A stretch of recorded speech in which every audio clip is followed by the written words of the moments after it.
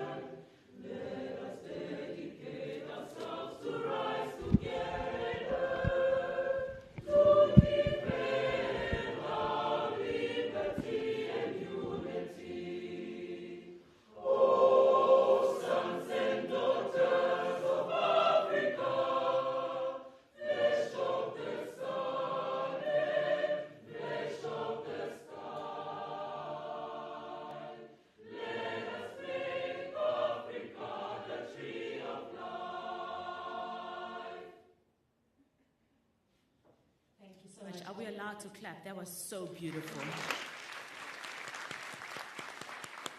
Thank you so much to the UNM Choir. You may take up your seats.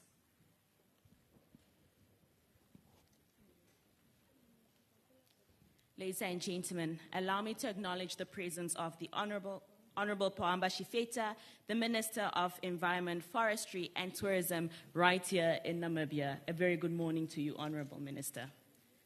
Honorable Heather Sibungu, who is the Deputy Minister of Environment, Forestry and Tourism, welcome to Swakopmund. Honorable Neville Andre Itope, who is the governor of the mighty Irongo region. Once again, it's you and I, Honorable Governor. Her Worship, the Mayor of Swakopmund, Councillor Dina Namubes, in absentia. His Worship, the Deputy Mayor of Swakopmund, Councillor David Amkabeb. Good morning to you, Your Worship. All councillors from the Swakopmund municipality present this morning. Mr. Zurab Polokashvili, the Secretary General for the UNWTO and our guest of honor this very morning. Mr. Alpheus Benjamin, who is the CEO of the Swakopmund municipality. Before the NBC staff get to you, good morning. They had asked me to greet you yesterday and I hadn't gotten to it. I'd also like to acknowledge the general managers from Swakopmund municipality, the managers, as well as all staff members with us today. Ladies and gentlemen, with us this morning is Mr. Theophilus Nyitila, who is the Executive Director, also from the Ministry of Environment, Forestry and Tourism, and he will be preceding the proceedings after me. With Mr. Nyitila is Ms. Saimi Shidute, the Deputy Director, Executive Director, also from the Ministry of Environment, Forestry and Tourism. With them is Mr. Sebulon Chikalu, the Director for Tourism and Gaming, also from the Ministry of Environment, Forestry and Tourism. Mr. Kwaku Donko, the CEO of Africa Tourism Partners from South Africa. A very good morning to you. Elsia Grandcourt, the Director of Africa Department, UNWTO, all the way from Spain. Welcome and good morning to Swakopmund. Mr. Denham Richards, a Hollywood actor, producer, and the founder of Kumo Studios, all the way from Botswana. Good morning and welcome to Namibia. All dignitaries present this morning, invited guests and honorable speakers, as well as the African youth and participants present. Very good morning to the esteemed media joining us this morning. Ladies and gentlemen, a very wonderful morning to you. Welcome to the 5th edition of the Africa Youth in Tourism Summit and Innovation Challenge right here at the MTC Dome in the center of the beautiful town, Swakopmund, in the mighty Irongo region. Can we please give the Irongo region a round of applause?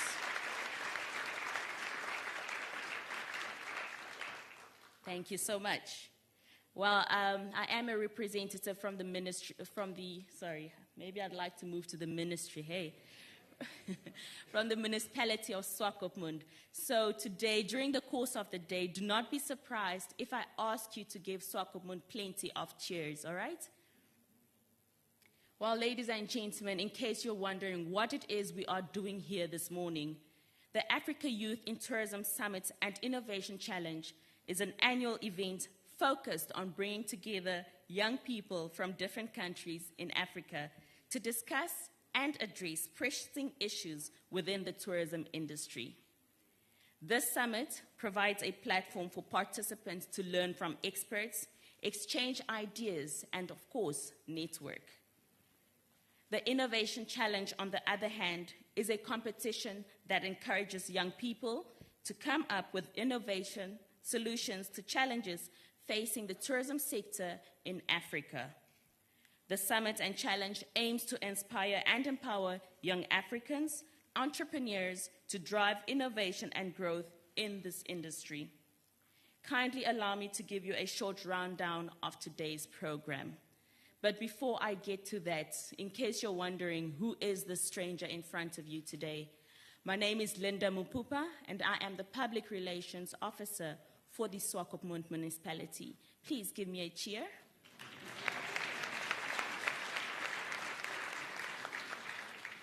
Thank you so much. Thank you so much. I appreciate that. On our program this morning, we will start with the official opening, whereby the Honorable Governor welcomes us to his region. We will also have the address by our guest speaker and a keynote address by the Honorable Minister, amongst many other dignitaries who will be addressing us today. We'll then move on to interesting and thought-provoking discussions, followed by a tour of exhibitions led by the Honorable Minister of Tourism as well. This will be then preceded by a photo session and leading us into a networking lunch. I'm sure we are all excited and looking forward to that. I implore you, ladies and gentlemen, during our lunch hour to kindly visit all the different exhibition stands that are here today. We will be back here at 1400 hours for a very interesting TED Talk by Mr. Denham Richards. And then we shall have an interactive questions and answer session just to answer some questions that you might have. After which, ladies and gentlemen, we will have the opportunity to listen to 2 more panel discussions, as well as insights from Mr. Jabulani Debedu, who is the principal consultant from DBO South Africa. Thereafter, before we close off this wonderful day, we shall then witness the African youth in tourism as they pitch and give their demos to all of us or the judges. Now, before I take over this very prestigious proceeding, ladies and gentlemen, allow me to please welcome the Executive Director, Mr. Theophilus Ngitila. He is from the Ministry of Environment, Forestry, and Tourism, and today he shall be taking over from me going forward. Can we please give Mr. Ngitila a huge round of applause?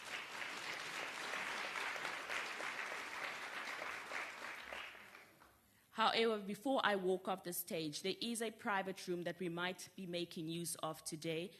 Should you exit the bathroom. Should you exit the glass door to your left-hand side, down the passage, you will find a clear sign that indicates where the toilets can be found. Thank you so much, and I hope you do not get lost in our passages. Mr. Ngitila. Can we please welcome Mr. Ngitila with another applause? Thank you so much.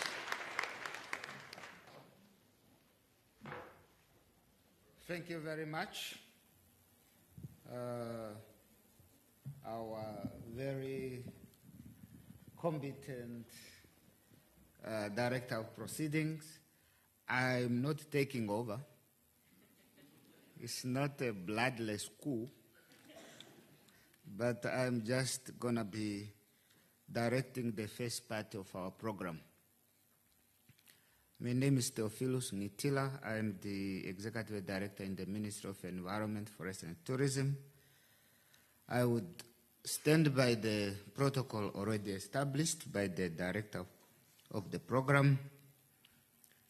However, I would like to recognize the presence of our Honorable Minister, Honorable Pohamba Sifeta, our Honorable Deputy Minister, Honorable Hinda Simpungo, our Honorable Governor of this region, the region of many opportunities, Honorable Andrew Itope, Her Worship, the Mayor of Swakopmund, Councillor Dina Namubes, His Worship, the Mayor of Walvis Bay, Councillor Trevino Forbes, the Deputy Mayor of Swakopmund, Councillor David Kamabeb, all councillors present here, our guest, who is the Secretary General of UNWTO, and also our guest of honor. I would like also to recognize our CEO for the host town, Swakopmund, Mr. Benjamin. My Deputy Executive Director, Madam Shidute, and my Director of Tourism, Mr. Sebulon Chikalu, Kwange Doga, CEO, Africa Tourism Partners, South Africa, Alicia Grandcourt, Director, Africa Department, UNWTO, who is based in Spain. We are very happy to having you here in Namibia. She's right there. Also, all the dignitaries and invited guests. Our youth from all over Africa present here.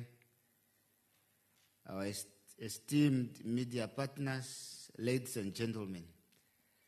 This is a 1 A4 page protocol as established, I recognize all of you. This is a very important event for the youth of Africa. And I would like us to really join me to invite to the podium our Honorable Governor, Andrew Itope, to welcome us to his region. Honorable Governor.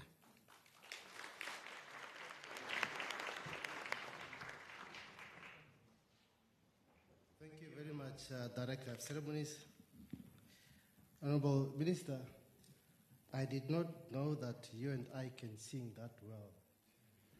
When we were standing here looking at the conductor, Mr. Bonnie, it felt like we were part of the choir. And the soothing voices that you were hearing, we were part of that. So surely, Mr. Bonnie, we are going to join the choir, but I'm not going to sing alone. Because if I sing alone, then it will sound different from singing with the choir. Director of Ceremonies, Honorable Poamba Chifeta, Minister of Environment, Forestry and Tourism, Honorable Hera Simbungo, the Deputy Minister of Environment and Tourism and Forestry, Honorable Emma Kaumas Kantema, Deputy Minister of Sports, Youth and National Services, His Worship Deputy Mayor of Sokopmun, Councillor David Amkabib, and all other local authority councillors, regional authority councillors, I don't see them today, esteemed members of the Erongo Regional Tourism Forum, officials from the Ministry of Environment, Forestry and Tourism, visitors to our country, to our region, participants to this beautiful, wonderful summit, distinguished partners from tourism, private sector, invited guests, all those that have also been acknowledged by the Director of Ceremonies, the media, ladies and gentlemen, good morning. I'm grateful to be amongst you all today, and I'm always delighted to serve when called upon to significant national events, more so in the tourism sector that means much to the employment creation of Namibia. Moreover, I'm honored as the office in charge of the Erongo region to firstly welcome you to our region while not taking the essence away for the main purpose of which we are all gathered here today, which is to welcome you to the 5th edition of Africa Youth in Tourism Innovation Summit and Challenge, in short, AIT in Swakopmund. As I can recall, last year during this month, the Honorable Minister Pohamba, he granted me the opportunity to launch the African Youth in Tourism Innovation Summit and Challenge in Namibia and here in Erongo region. And I'm very much happy today we are hosting the summit for 2023. The Namibian government has made major strides in ensuring good conservation practices, which has led Namibia to be regarded as one of the leading countries in biodiversity and conservation management. The tourism industry in particular has been identified by the government of the Republic of Namibia as a key driver of the economy.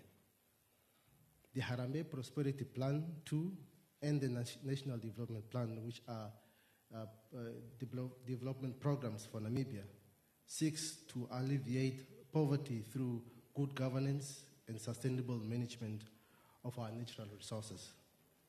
The environment and tourism sector are therefore positioned to deliver on these high levels goals. The sector is viewed as a low-hanging fruit to spur development through job creation by increasing tourism investment and arrivals. It is against this background that the Namibian government, through the Ministry of Sports, Youth and National Services, in collaboration with the Ministry of Environment, Tourism and Forestry, within the Tourism Growth and Recovery Strategy, to seek to include music, dance, and arts in tourism products, as well as provide opportunities for cultural tourism, sports tourism, and voluntary tourism.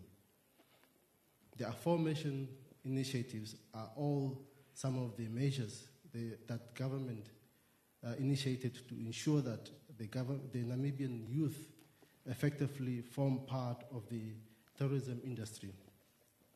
The fourth edition of the Africa Youth in Tourism Summit, held last year in Windhoek, Namibia, was a huge success in that we witnessed the establishment of the Africa Tourism Innovation Hub in Namibia, the main tourism entrepreneurship program that empowers the youth with insight in enterprises, business intellectual property, and access to global travel markets, mentorship, and funding opportunities. The Africa Youth in Tourism Innovation Summit in Challenges is a Pan-African platform for youth and startup in tourism, travel, hospitality, aviation, and all related industries to connect, engage, learn, innovate, and grow. We here in Erango region see this platform as an opportunity to promote inter-Africa trade level or inter-African travel, tourism leadership, and capacity building.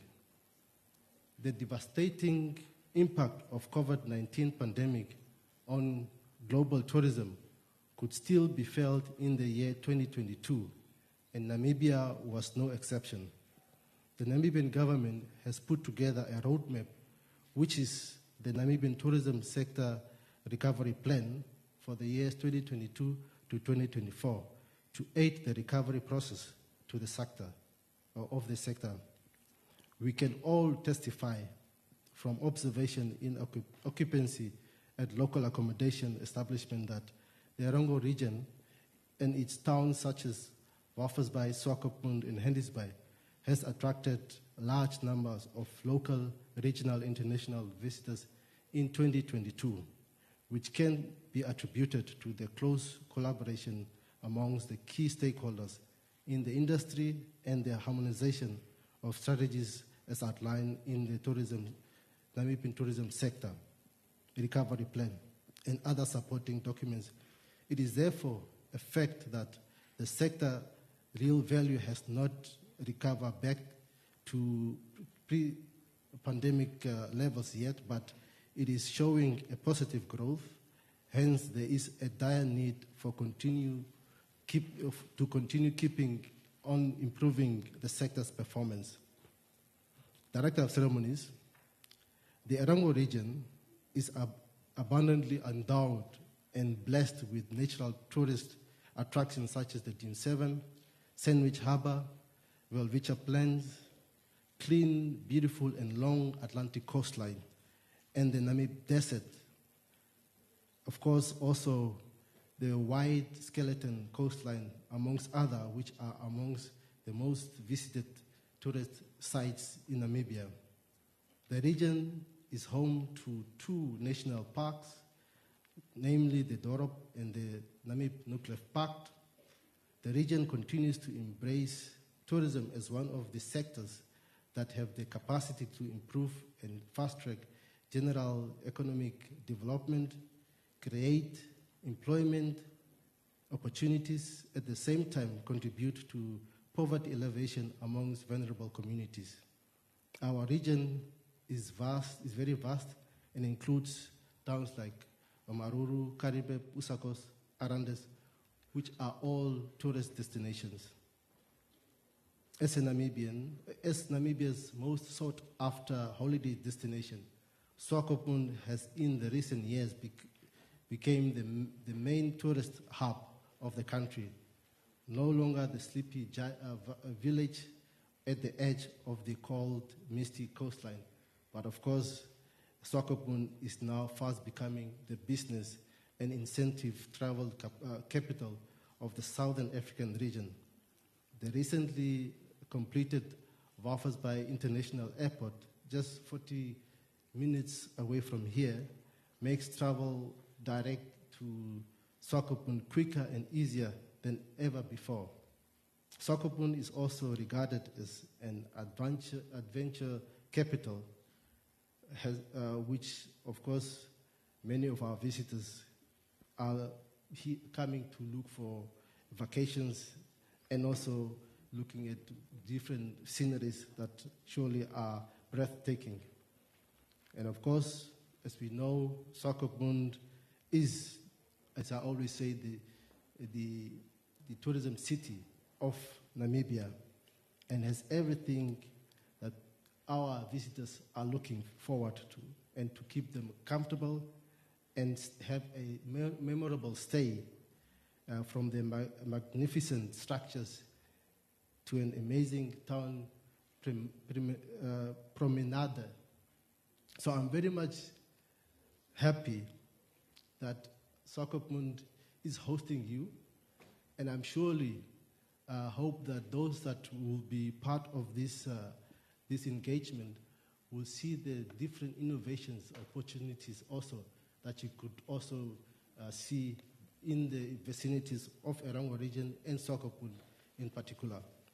I would just want to thank the ministry for identifying Swakopmund or selecting Swakopmund to be the host, because it will help the region in ensuring that we grow stronger in Swakopmund as a tourist destination of Namibia, and of course also seeing the many opportunities that we can bring in terms of growing this city. In conclusion, I would like to wish you all a fruitful summit characterized by robust debate, unity, and shared identity and deliberation action. Furthermore, I would like to encourage all delegates to take part of the tourism offers that we can offer to you, and hopefully you will also see that you can come back in a relaxed mode, not coming for a summit, where you can bring your families and friends to also see what you are enjoying during your stay here. And I hope that you enjoy your stay in Swakopmund and Erongo region. And once more, thank you, the ministry, for bringing us this event. And I thank you very much.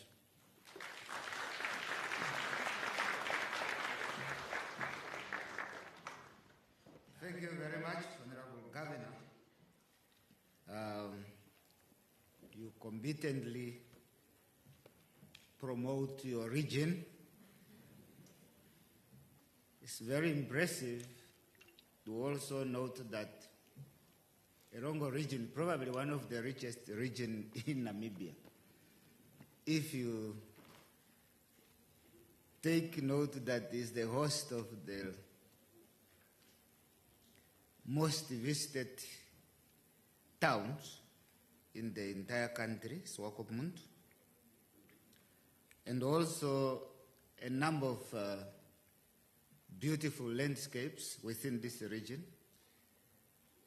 Minerals are also here, so it's one of the most richest regions in the country. Ladies and gentlemen, in my first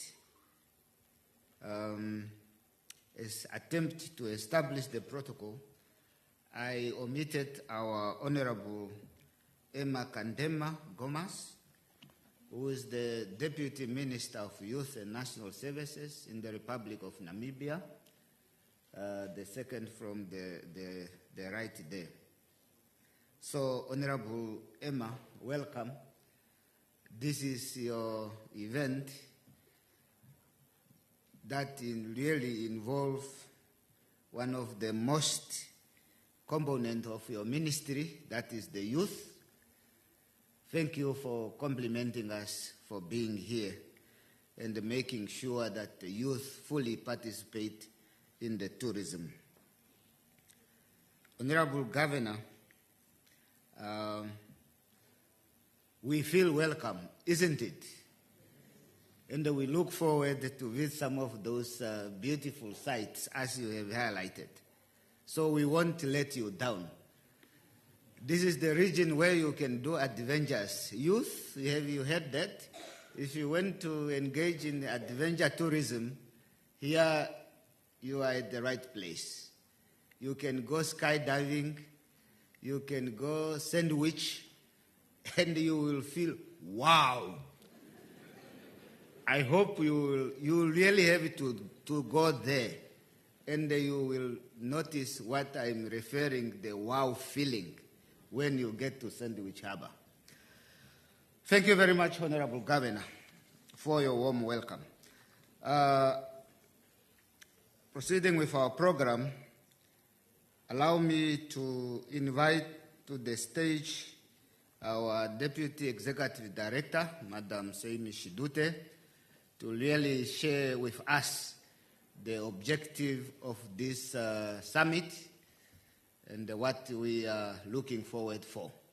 Madam Seimi Shidute, please.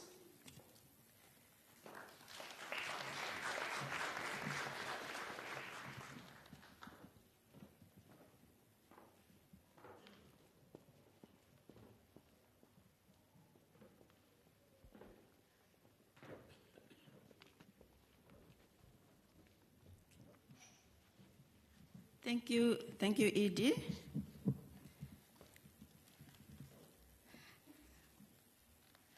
I would like to greet and recognize the presence of the Minister of Environment, Forestry and Tourism, Honorable Boamba Shifeta, our Deputy Minister, Honorable Heather Sibunko, the Deputy Minister of Sport, Youth and National Service, Honorable Emma Kantema Gaumas, Honorable Governor Neville Andre Itope,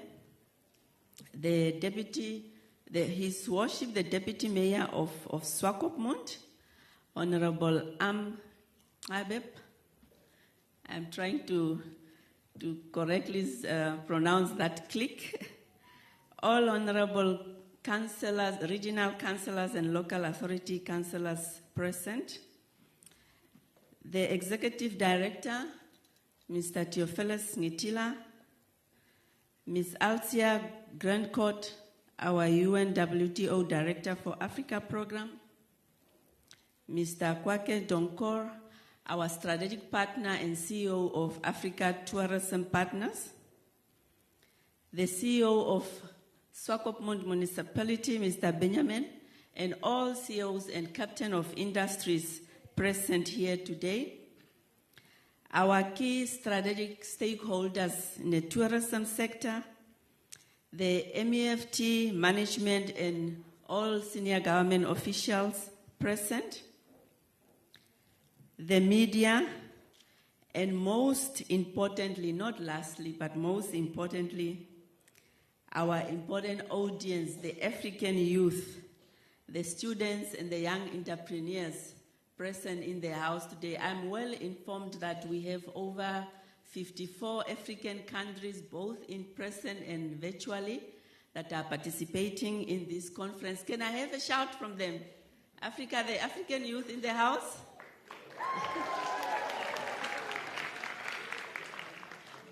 It is indeed pleasing to see that this room is filled up by the youth, that actually the few of us who are in the midst cannot be seen. That's really good. In tourism, we say in tourism that this is a sector that is that is everyone's business. So to make sure that no one is left out, all protocol observed, and good morning. It is of utmost importance for us to make sure that the key audience and the targeted benefit for this summit grasp the importance or the significance, the objectives and what we wish to achieve, or the aim for this summit. The government agenda and the Ministry of Environment in particular agenda for tourism growth and development is to advance the sector towards an inclusive, sustainable, transformative economy. And central to attaining this is youth empowerment. The vision and the aspirations of the youth of Namibia is further well articulated by the youth ambassador, who is the presidential advisor to the head of state and to the Namibian government, Ms. Daisy Obal, who articulated as their vision and aspiration to have every young Namibia to have access to all the opportunities that will enable them to transcend the boundaries of socio-economic well-being. She equally articulated the challenges they are facing, which is like limitation or limited access to information, limited access to resources, limited access to financial instruments, limited access to the market are all barriers that are limiting optimal participations of the youth in the economic mainstream. Now, as a Ministry of Environment and the custodian of tourism development in Namibia, we very well understand the significance and the high value impact this sector has on most, if not all, aspects and areas of the economies. We equally recognize and appreciate the potential of the youth to propel the future of tourism. And therefore, we are taking deliberate intervention to mainstream the youth into the tourism sector. The timing is currently very opportune for the subject of youth and enterprise development, especially with the advent of artificial intelligence, virtual and transborder tourism, digitalization, for the youth to really take part in the industry. So this youth summit, the Youth in Tourism Innovation Summit and Challenge, is a developmental initiative for Namibia, and the objective is really to create a stage for the Namibian youth to engage fellow young people across Africa and the globe, so that together they can take center stage and chart their own economies. The summit is bringing together multi-sectoral disciplines and skills or offerings of trade in tourism, ranging from tour operators, destination management experts, transport service providers, travel and marketing technology experts, educational institutions, the academia is here with us, professional development experts. So it is for the African youth startup and entrepreneurs currently present and joining us virtually to really fully and maximally take these opportunities so that they can really capitalize on the platform that we are creating for them. Now, due to the nature of the industry, of the tourism industry, this is probably one of the industries that is ideal for youth employment creation, because that is an industry that provides opportunities for both unskilled and skilled labor. The barriers for entry into this industry is really very, very limited. It's very low. It doesn't require for you to have a university qualifications for you to enter the industry, and it does not only provide jobs or work, but it also provides opportunities to obtain critical skills to build a professional life and career in the tourism industry. For this year summit, we have also added or introduced a new component which we are calling the Hosted Buyer Program. This is a platform that allows or create opportunities for investment businesses in tourism to network and meet, or business-to-business sessions to run parallel through this is hosted by the Namibia Investment Promotion and Development Board, and these meetings and sessions are facilitated through a match-making system. It is therefore our hope as government and MEFT that all the youth particular that is attending this summit will all walk away from the summit by Friday with tangible ideas and deals that we can support as government. This is a developmental initiative that we hope to take beyond this summit. We are hosting this summit now for the second year in a row, and we are hopeful that we will be able to host it again next year. However, we have already plans in place in terms of the implementation of programs to mainstream the youth into the sector beyond the summit, with a tangible timeline and intervention, such as continuing partnership with both local and international organizations. We are continuing with continuous evaluation and assessment until we attain really increased capacity and education for our youth in the sector, until we attain tangible and successes youth enterprises into the sector. So the purpose, therefore, of us, mainly of this sector, is to provide, of this summit, is to provide that opportunity for our youth to both gain education, to develop enterprise or entrepreneurs, to for in the tourism sector, to link them to experts in the industry that can help advance their careers, and also to help them become engaged civics into their own economies, and in particular the tourism sector. With that, I call on you that we continue support our youth in order for us to advance the government agenda, and in particular to take the development of the tourism sector forward. I thank you.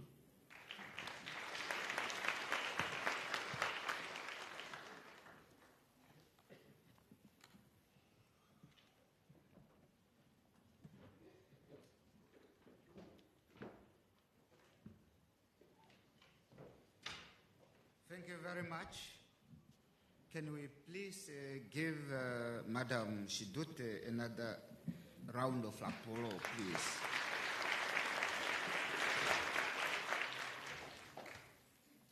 Here you have it. You now know the objective of this summit and what the expected outcome should be. Youth of Africa and the Namibian youth, we are looking forward for your engagement in this industry of tourism. We are looking forward for your participation in transforming this industry. This is industry that really have so many opportunities in terms of businesses, and as we are having it even in the Rongo region, this is where you have more opportunities when it comes to tourism activities in Namibia. This is your opportunity here for next 2 days to network with experts in the industry so that you get ideas and you make deals so that your business can grow. So I understand we are also joined by other youth virtually, and also this event is live streamed. So we have more, or we will reach out to many youth, both in Namibia and abroad. Our aim is really to promote sustainable tourism that is resilient and inclusive. That's why the ministry is really engaging youth to partake in the industry. Thank you very much, Madam Shidute, for your presentation. We now move to the next item on our program, which is the message from United Nations World Tourism Organization. She will present to us a presentation titled Building the Future of Africa Travel and Tourism Economy Through Innovation and Technology. Madam Alicia Grandcourt, you are welcome, and please step forward to the podium to deliver your presentation. Madam Alicia.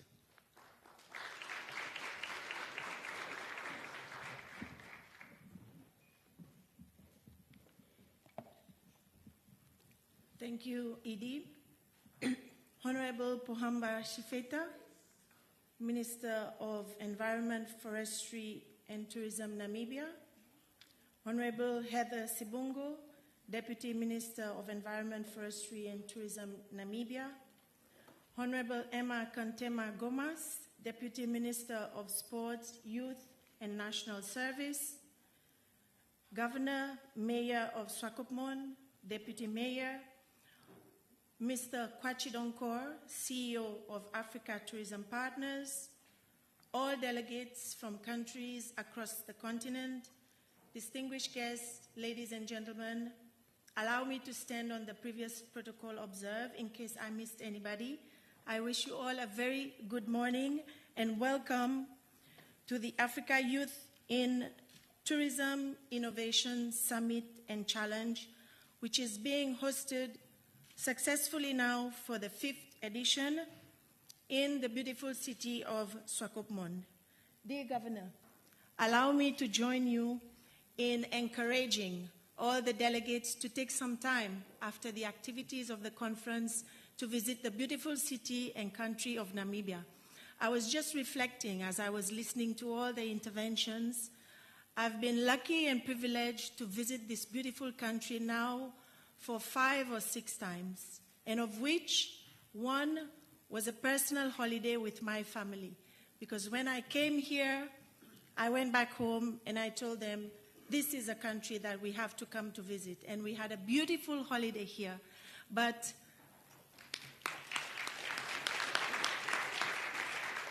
dear Governor, dear Minister, I say this because beyond all the attributes that you shared about your beautiful country this morning, it is also the welcoming nature and the warm hospitality of the people of Namibia whenever you come here. And I can say that one never gets tired of visiting this country.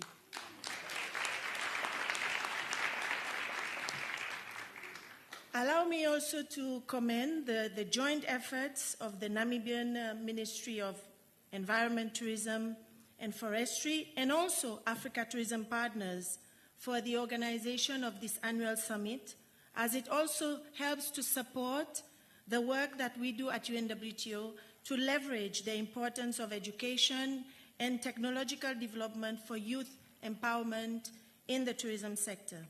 I believe that we, all of us here, we deserve a round of applause for this unwavering commitment and also in driving this agenda which serves to inspire the youth, not only here in Namibia, but across the continent.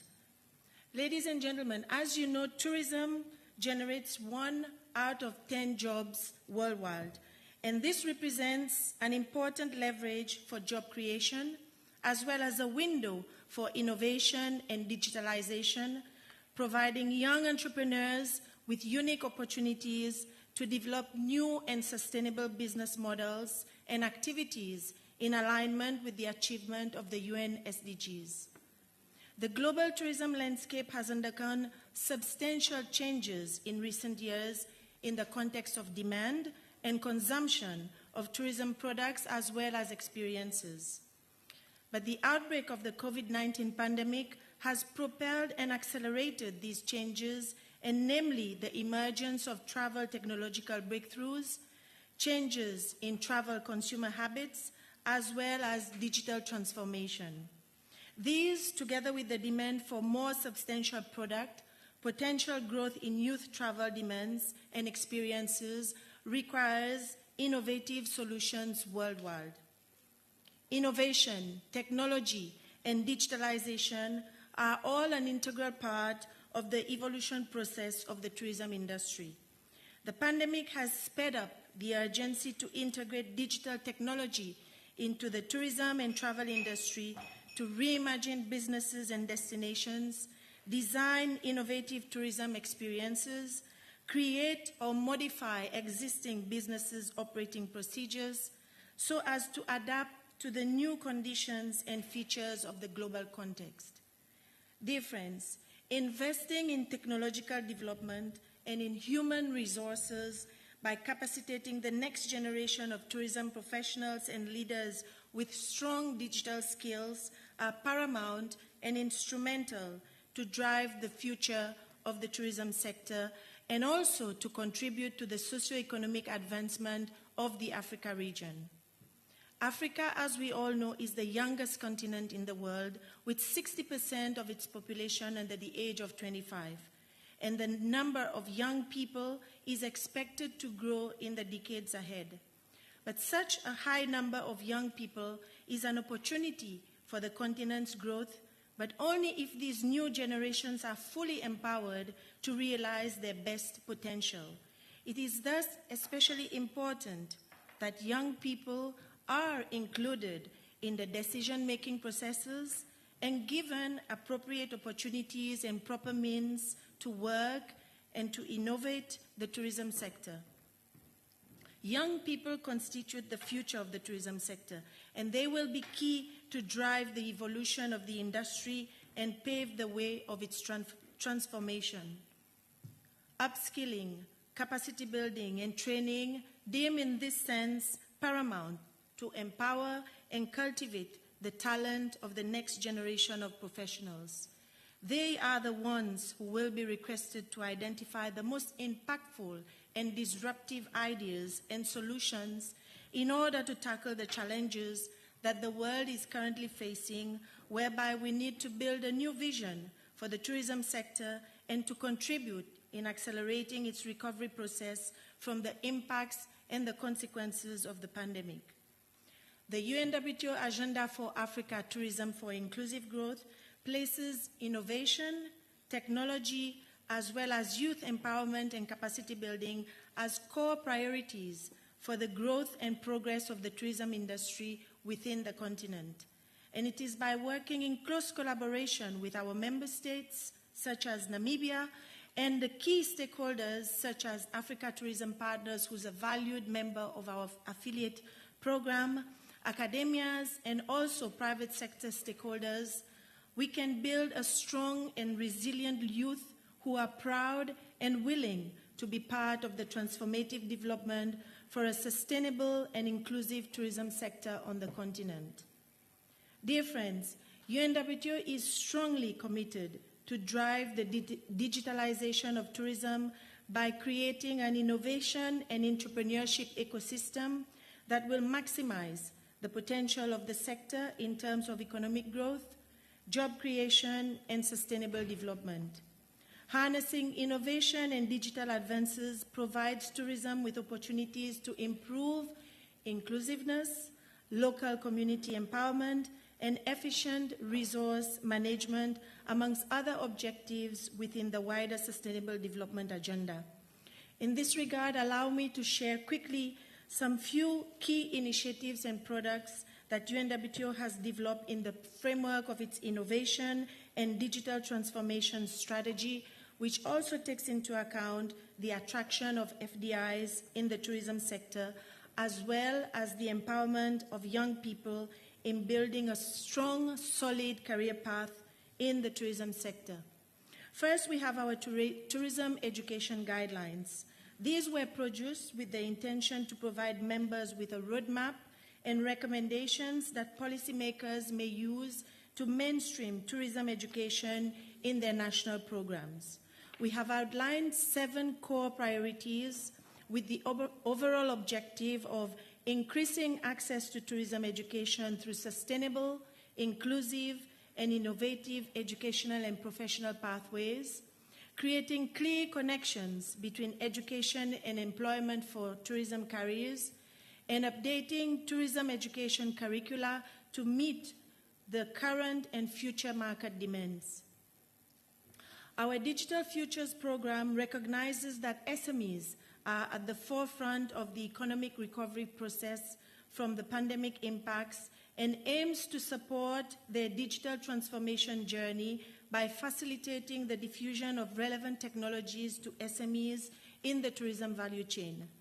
The program is developed in partnership with global tech companies such as MasterCard, Amadeus, Airbnb, Cisco, Telefonica, Facebook, to name a few, offering SMEs and startups in the tourism sector mentorship and online training program on the use of digital technology and tools to increase their competitiveness.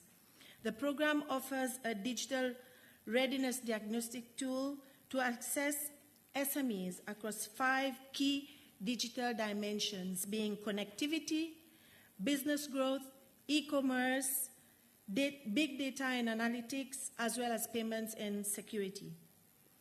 Our UNWTO Doing Business Investment Guidelines is a strategic publication that highlights a country's current investment climate as well as opportunities in its tourism sector. The guidelines aim to promote the value of propositions and competitive attributes of tourism destinations with the ultimate goal of generating investment opportunities and business development in the tourism sector. So far, we have released quite a few of these guidelines across the globe, but in Africa, only last year we launched that of Tanzania within the framework of our commission meeting, and we are now having some more in the pipeline. Very soon, Mauritius in the next commission meeting, Mozambique, Malawi, Zambia, Morocco, Rwanda, and also including that of Namibia that we will soon be starting working on, and already we have been engaging with the authorities here. Distinguished guests, as we work towards our common goal, let us remember the potential of tourism to drive inclusive development, to create jobs, and also to stimulate economic growth. Tourism is not just about numbers and revenues. We believe that tourism works for people and communities.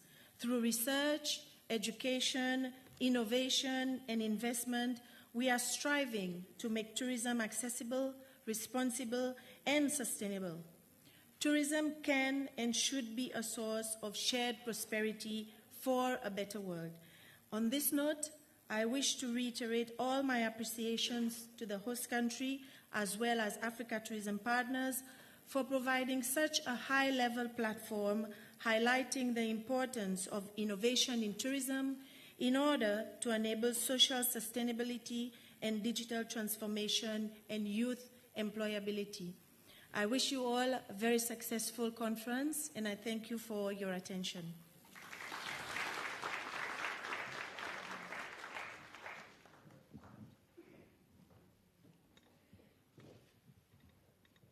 Thank you very much, Alicia, for that inspiring statement. I think we should give you a big round of applause, please.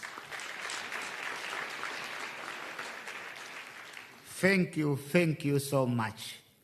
And I trust you are a good ambassador for Namibia in promoting Namibian tourism. And we look forward to come here again with your family and friends. Reimagine tourism. I think this is the key here.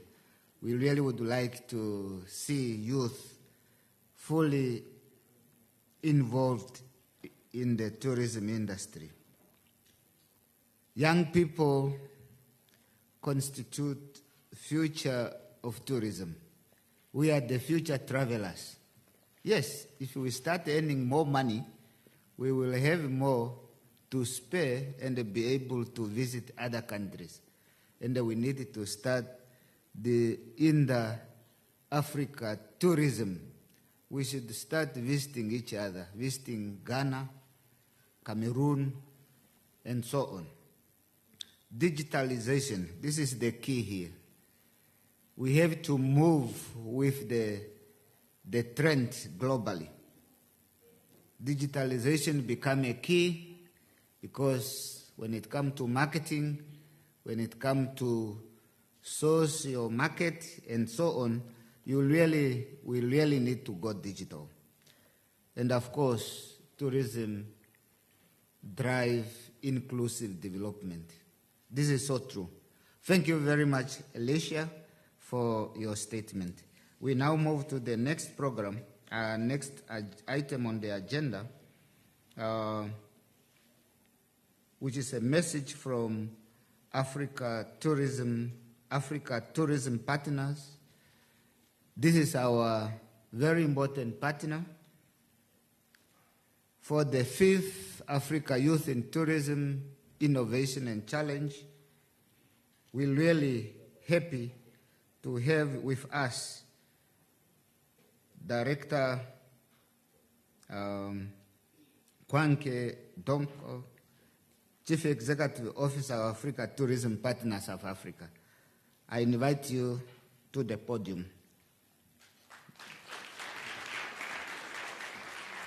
Hi everybody, my name is Jeffrey Takunda Murungweni and I'm the founder of Trafiki Africa, which is a WhatsApp-based chatbot that acts as a tourist information center and an automated travel agent. Now, I would like you to attend the Africa Youth in Tourism Innovation Challenge and Summit in Namibia because of the following reasons. Number one, you get to meet world-renowned experts within the tourism spaces in Africa and beyond Africa, and you get to learn so much from those people. Number two, it's a great place to meet other young Africans who are doing great, tremendous work within the tourism industry in Africa. And lastly, you get to network with those amazing people, both the young and the industry experts within Africa. And I believe it's a great place for you to network. Now, I'm looking forward to seeing you there. Thank you, Jeffrey. The gentleman that you saw there was the second, I would say he was the first runner-up last year's Innovation Challenge. He's a 19-year-old, and he created a platform using WhatsApp to drive domestic tourism. I think his mentor is here, and the program that he's running is doing very well in Zimbabwe. There are a lot of cases, ministers. There is a lady who was the Namibia winner here, and he used basically recycled tires and stuff. And her message to us was, since she became a winner last year, the business has scaled up. There's a gentleman in Ghana, and I think Alios, I don't know if I think she's around.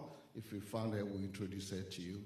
A gentleman in Ghana who won in Rwanda, and currently he does a customer service platform, and currently he is not here today. He told us he can't come because he's got a client which is APSA, he got 3 clients which are hospitals, and the business that they are doing, they can't come, and he was about to close the deal, so he said, please allow me to close this deal, then I'll come and spend some money next year. So we just wanted to share those stories, and I think all those guys, we've currently taken about 20 people through the program, and I would say that out of the 20, all of them are doing very well. Normally, we have about 180 people who enter the competition, and we bring it down to 3, and obviously there is a winner. So we would like to give the African youth who will be participating in this program a very big round of applause, whether they are here or not. Now, standing on the previous protocols, ministers, governor, CEOs, LCR, speakers, everyone, thank you very much for welcoming us here, and all protocols observed. Honorable ministers, governor, and all colleagues gathered here, we are very privileged here to be in Swakopmund today. And we are also grateful for you welcoming us back to your homes. We know there is one country in Africa which slogan is the warm heart of Africa.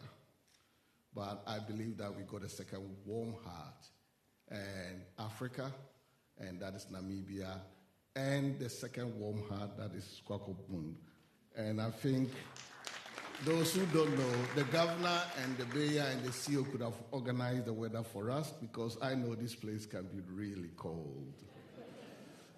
The last time I was here, I stayed, that was 10 years ago. I just stayed indoors throughout 7 days that I was here, because, you know, some of us Africans are scared of cold weather. So thank you for organizing the weather. Right. To all the delegates that are here, it's very important what the young man said, that we take a bit of it. There are 3 things that we need to do here today. We got to connect. We got to engage. We got to share knowledge.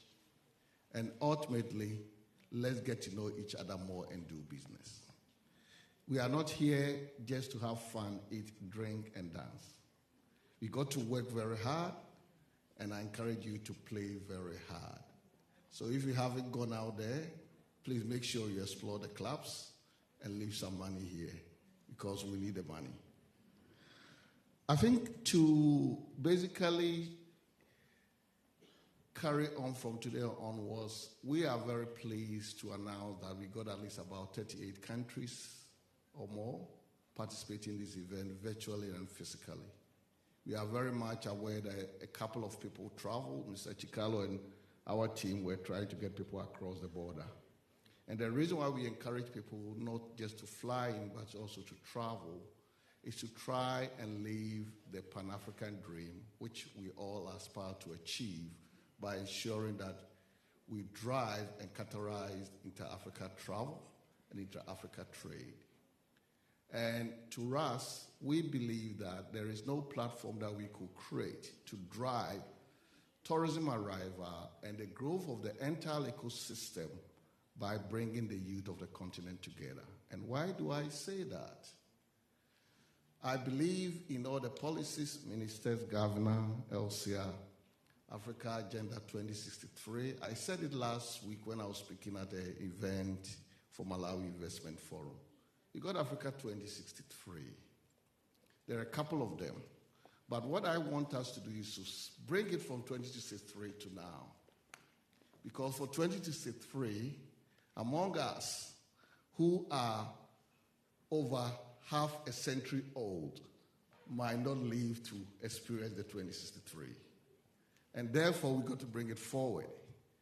And the reason we need to bring it forward, if we want 2063 to be very successful, then we got to look at the future leaders of tomorrow, the future tourists, the tomorrow's traveler, and everyone who can contribute to achieving the 2063. And as we know, a journey of 1,000 miles is started with the first step. And life, we are born, we crawl, we walk, we run. So the kids of today are the travelers of tomorrow. The kids of today are the investors of tomorrow. And the kids of today are the ones that are going to reap the fruit and the benefit of Agenda 2063. And I believe that it's very important we support them, we work with them. Intergenerational development, then that is why what this event is about.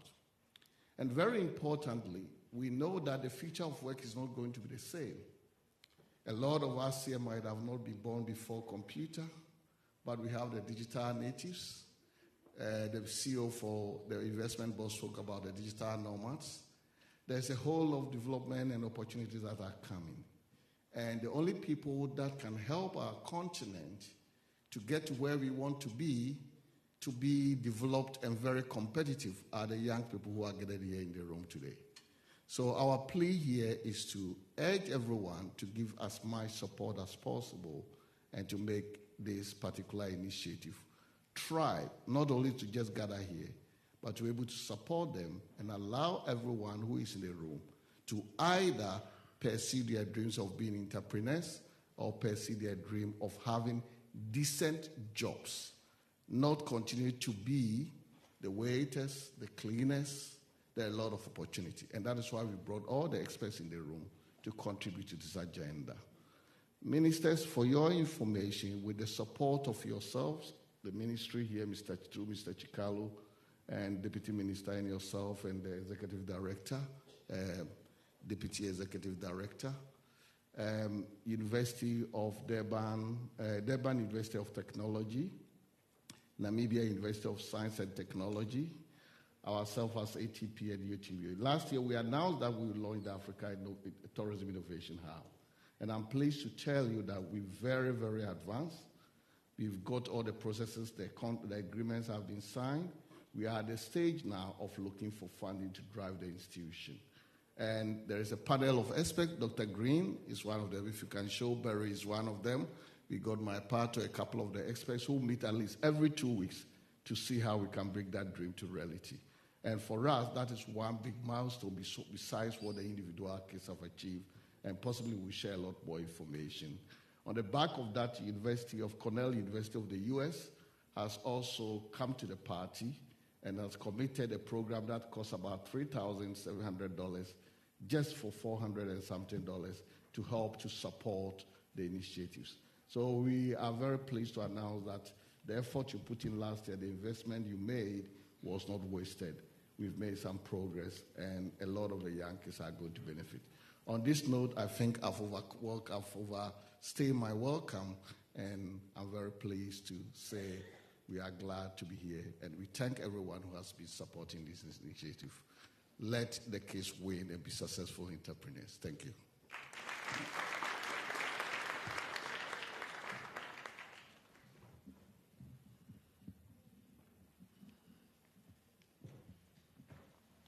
Thank you, Mr. Doko, for your powerful message directed to the youth. You are the traveler of tomorrow, so thank you so much. I hope we won't be here to club, to eat, to drink, but we are here to exchange bangable ideas that will make us participant in the industry, going beyond being waiters. Thank you very much for the powerful message, Mr. Doko. Moving with our program, I would like to invite to the podium Mr. Seblon Chikalu, our Director for Tourism and Gaming in the Ministry of Environment, Forest and Tourism. He will give us a presentation focusing on unfolding opportunities for the youth in travel and tourism sector in Namibia. Mr. Chikalu, please welcome.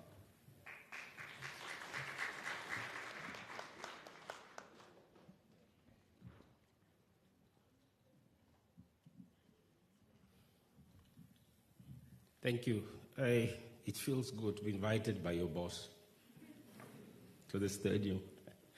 Director of Ceremonies and the young people of Africa. I think before our independence, I just want to remind ourselves of one thing that united us. Maybe if possible, we can do that quickly, and I'm not going to be long. From the south, it says, "My boy, Africa," and I say "my boy," and you say Africa. Africa, then you say "my boy." Can we try that, the young people of Africa? My boy, Africa. Well, we could do next time much better than that. Thank you so much, Director of Ceremonies, Your Excellencies, the ministers, Honorable Minister, Wahamba Shifeta, our two deputy ministers, present here, of course, our Honorable Governor, and of course, our important partner, my boss over there from UNWTO, Elsia, Grand Court. Thank you so much for making time. I know your schedule. You were just been traveling all over. You're just coming from, I think you were in Zambia and Zimbabwe in a few days, and now you are here again. And that's how passionate you are for the tourism sector And that's how you support us as member states. We really appreciate for your coming. Equally, all other delegates and dignitaries that are present here, thank you so much for making it. My job is easy. It's just to do few things.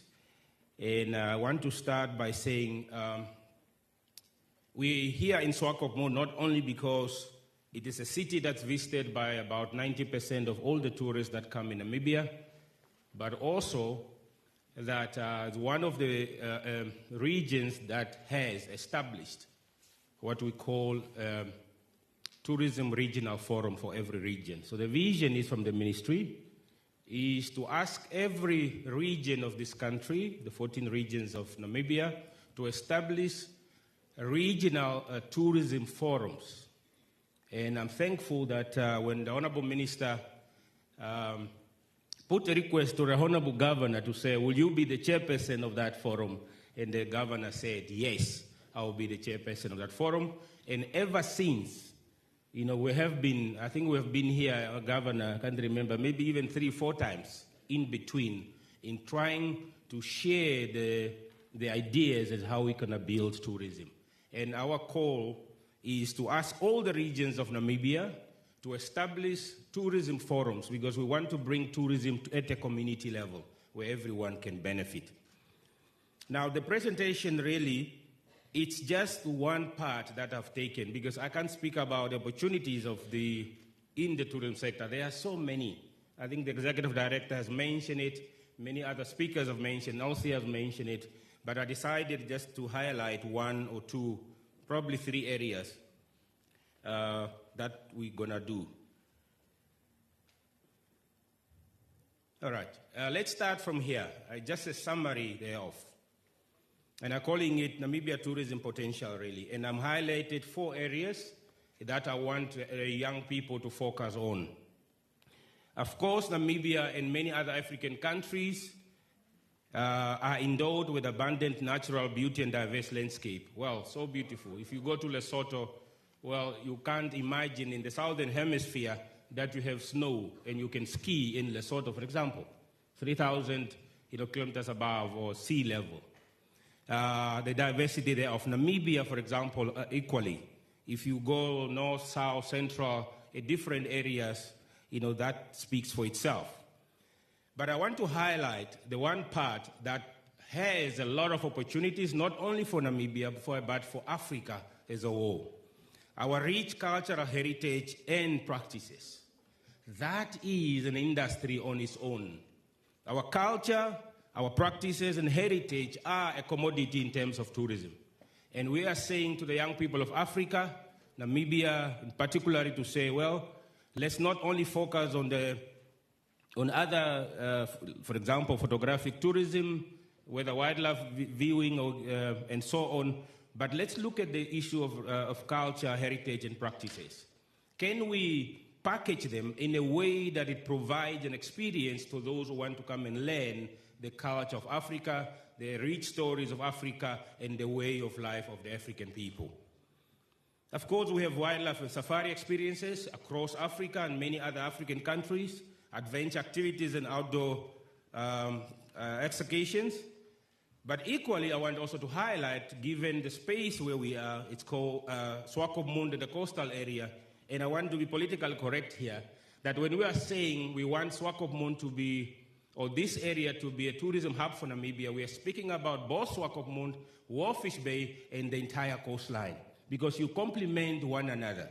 So please, comrades from Walvis Bay, when we are speaking about Swakopmund, we're actually wanting to say the Rongo region, the coastal areas, because you complement one another, by the way.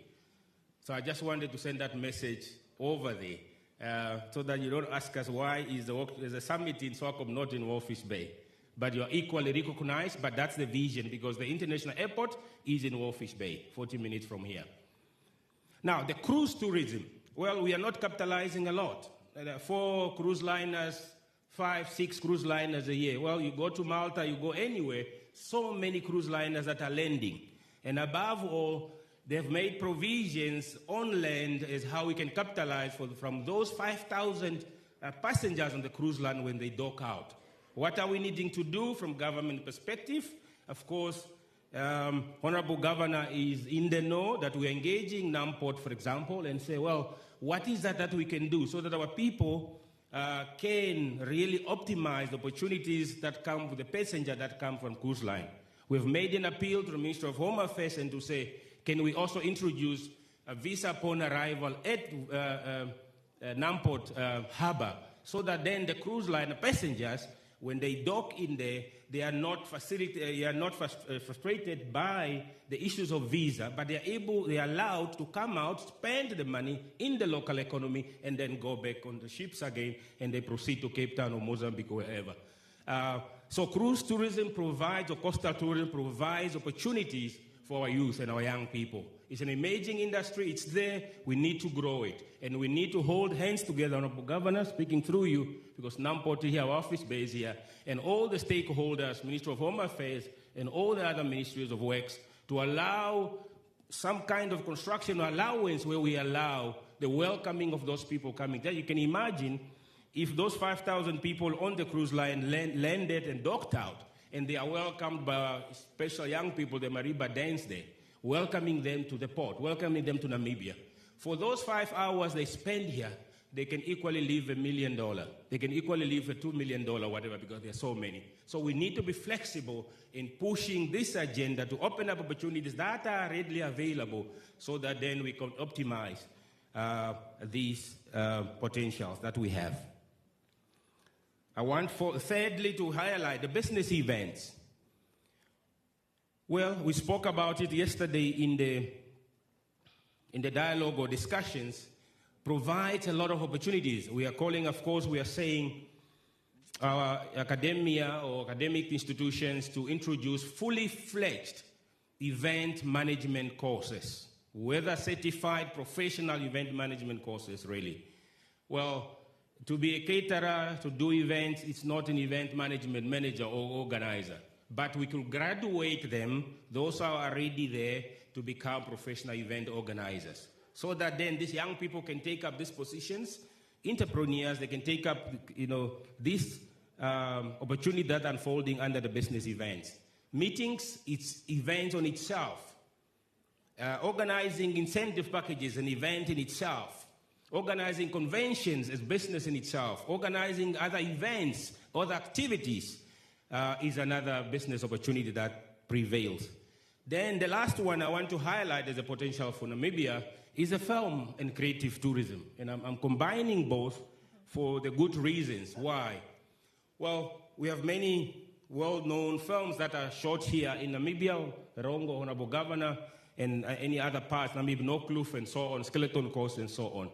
Well, the demand is so high for cinema producers, film producers to be wanting to come to Namibia and then do films here because of the natural beauty and all the other properties of nature that we have. But the environment is not conducive. Of course, I appeal to my comrade Benjamin to look at what we charge them, in terms of permissions to come and film here, because it provides a lot of employment, sometimes 3 months, sometimes 4 months, and a lot of young people can be recruited during that period, and millions can be left in the economy. And I'm speaking because I was just informed that, probably last year, we lost a big deal over here in the coast because of bureaucracy. That a big company wanted to do a film here, and then, there's a lot of bureaucracy, a lot of payments that we're asking, which are necessary, which doesn't overweight the benefit when that project is undertaken.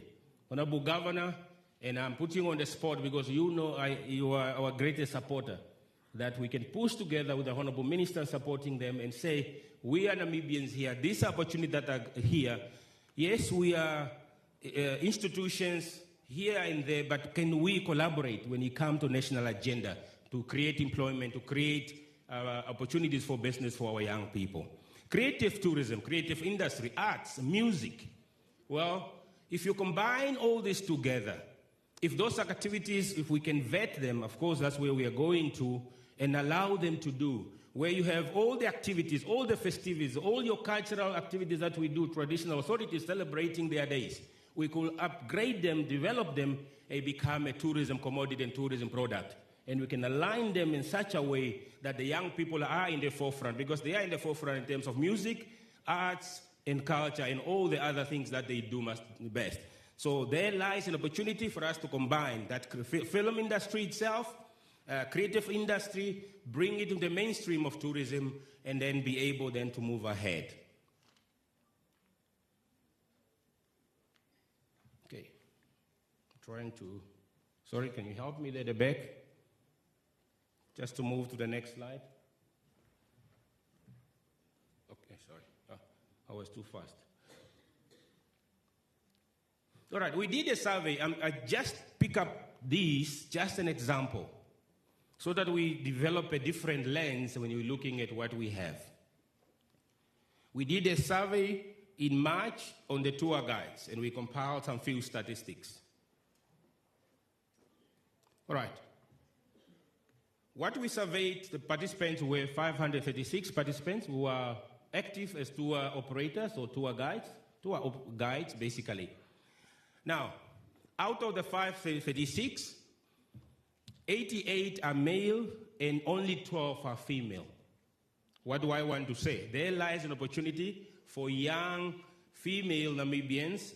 This could also be replicated to somewhere else to say there's an opportunity for them, because we can't all have male tour guides. Well, it cannot be. You know, we need to combine, because they are also, the few that are there, they are also perfect as good as the male tour guide that are there. So, and to the young people of Namibia and Africa, probably to an extension, we need more young ladies and female professional tour guides in the industry, because the clients are discerning. They normally will say, I want a male guide, or I want a female guide, and so on. It's for various reasons. And for us to be able to service the needs of the discerning clients, we also need the female tour guides as professionals, as an example of what we've just picked up.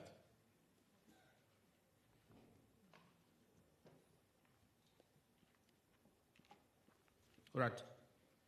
Age gap. I also want to use it as an opportunity. Among the participants, the 536 participants that we surveyed, well, this is how it came out. Those that are above 35 who no longer qualify as youth, of course, they were 57, almost 60%. Those that are 55 and above, the senior citizens, 25.7%. Those that are below 35 in terms of the young people to 25, only 16%. And then those that are below, from 24 below, they are only 6%. What are we saying? Well, the older folks are getting old, although in their majority, but there lies an opportunity for young people to take up those opportunities. So that means don't look at it and say, the industry is full of guys already disqualified, senior people that are there. No, look at it and say, well, their time is running out. They will retire very soon. I need to be qualified right away so that I can take over anyway. All right. So there is an opportunity for young people to enter.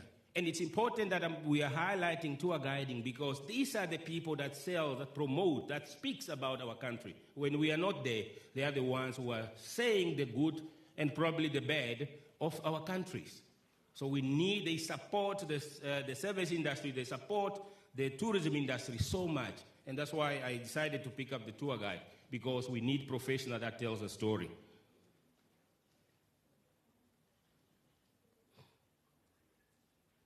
Well, also, from the workshops that we had, not countrywide, we had a workshop in Walfish Bay. I just wanted, we picked up few areas. The people that transfers our guides, and of course Namibia can learn better, we can do better. They can actually qualify as transfer drivers in terms of our laws. Now, these are people that are trained, not only normal taxi drivers.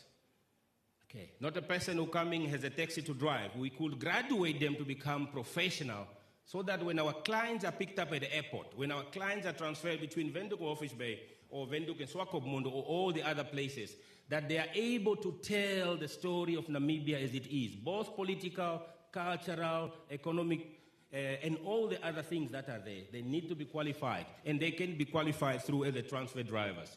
And an opportunity for those young people who want to be in that field also to do. Apprentice guide, the local guides, national guide as well, at every level of the sector. And of course, NTA informed us that in lack of TVET assessors, people, young people that can assess others or can certify others in terms of them being professional in their field.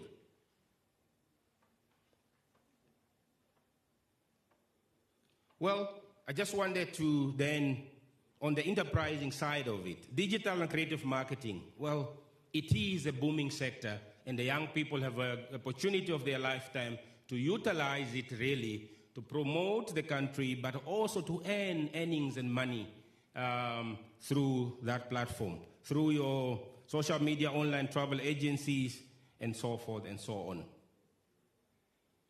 Well, what is that government and industries doing? Of course, we have the following. This also, not only in Namibia, it can also be in many other African states. Well, the issues of policy. I can speak for Namibia. We have favorable policies for youth entrepreneurship.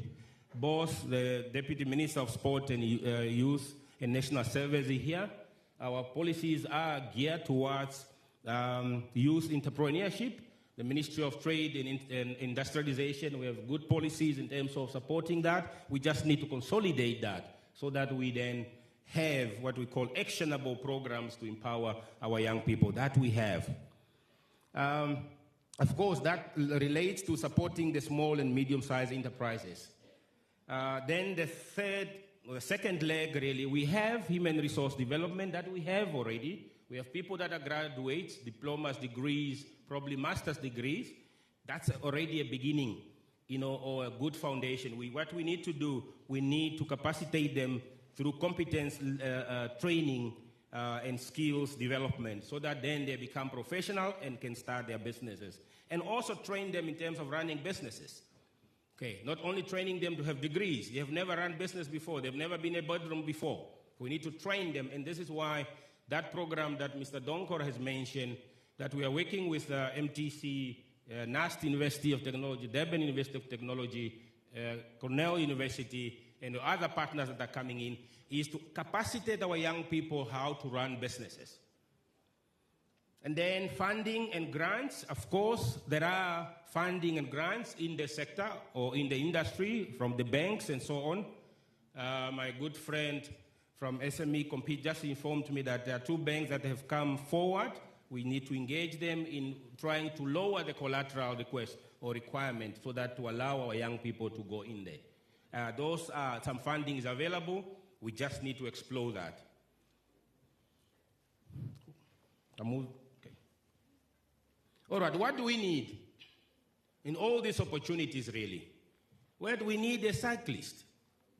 Who is a cyclist in our equation? We need entrepreneurs. Opportunities are available. They are there. We just need to grab them. And our call to young people is, well, you are the cyclists. You are the drivers. We can only provide enabling environment. We can provide what we call the information. We can pinpoint where opportunities are, but you need to come to the party. You need to join the party. For example, in Erongo, as an example, you need to be part. When the Erongo Regional Tourism Forum is sitting, you should be zooming in and listening to what they're saying when they allow you.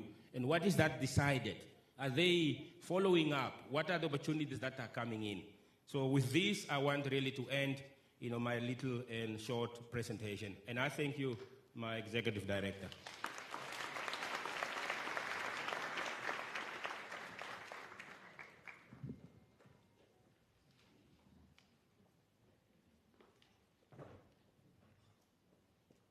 Thank you very much, Director Chikalu. He's a man of powerful voice. These are the ideas. We need the cyclist. Opportunities are there. Let us grab them. The space is there for everyone to participate. So thank you very much for this powerful presentation. I hope it's an eye-opener to all of us. We know there is a gap.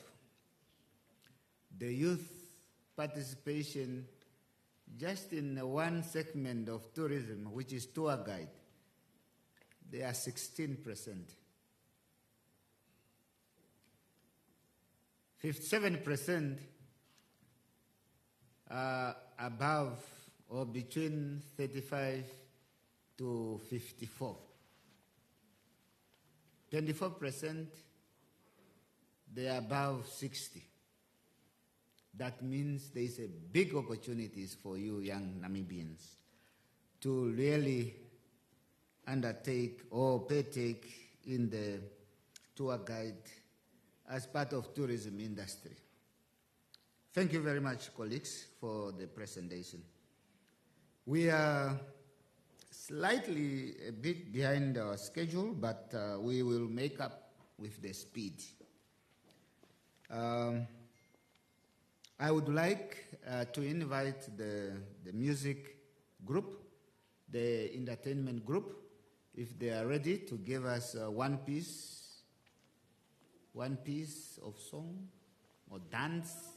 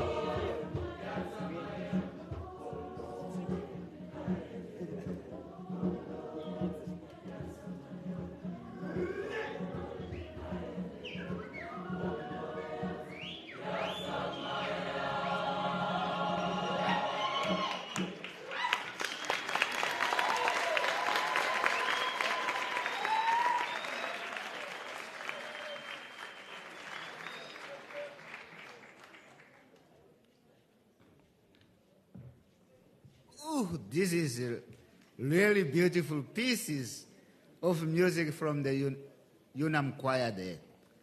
I think we should really applaud them big, big, loud.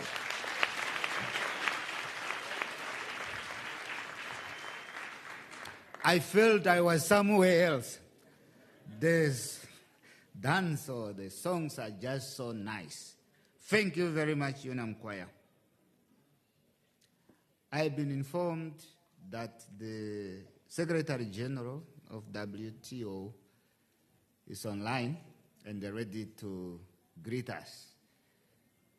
Honorable ministers, governors, Secretary General is ready to greet us, the audience, the summit, via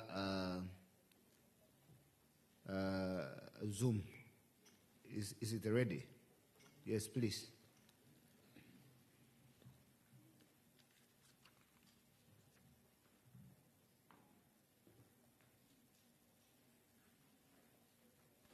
Honored guests, dear friends, dear Namibians, I'm deeply honored to be able to speak with you today via this high-level platform provided by the Africa Youth in Tourism Innovation Summit and Challenge, which has successfully reached its 5th edition this year.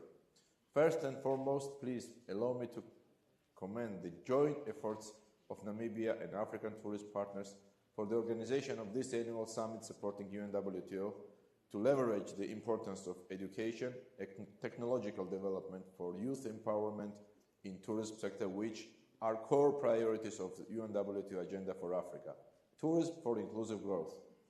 In fact, young people will be key to drive the evaluation of, especially in Africa, which is the youngest continent in the world, with 60% of its population under the age of 25. This means that Africa will heavily rely on youth to lead the socio-economic advancement of the region by unlocking the potential of the tourism sector. This will be possible only if the next generation of tourist professionals are capacitated with the marketable skills and empowered to realize their best potential. Thus, it's important to involve youth in the decision-making process and give them appropriate opportunities to work and innovate the tourism sector. As you know, UNWTO is strongly committed to increasing access to the tourism education and build a highly qualified human capital base and workforce in tourism. In this regard, we have launched several initiatives to achieve these objectives. In particular, I would like to mention our newly released tourism education guidelines, which offer clear pathways for the creation of the tourism sector that is sustainable, inclusive, and innovative. To conclude, I would like to thank you once again for giving me this opportunity to engage with you. It's a big achievement what we are doing with Namibia. Thank you, dear Minister. Thank you, dear Ambassador Albertus, all team. I mean, we are doing quite important job for UNWTO, for Namibia, for Africa, and for tourism industry. And I wish you all a successful event with fruitful outcomes and hope to travel back soon to the wonderful land of the brave. Thank you very much.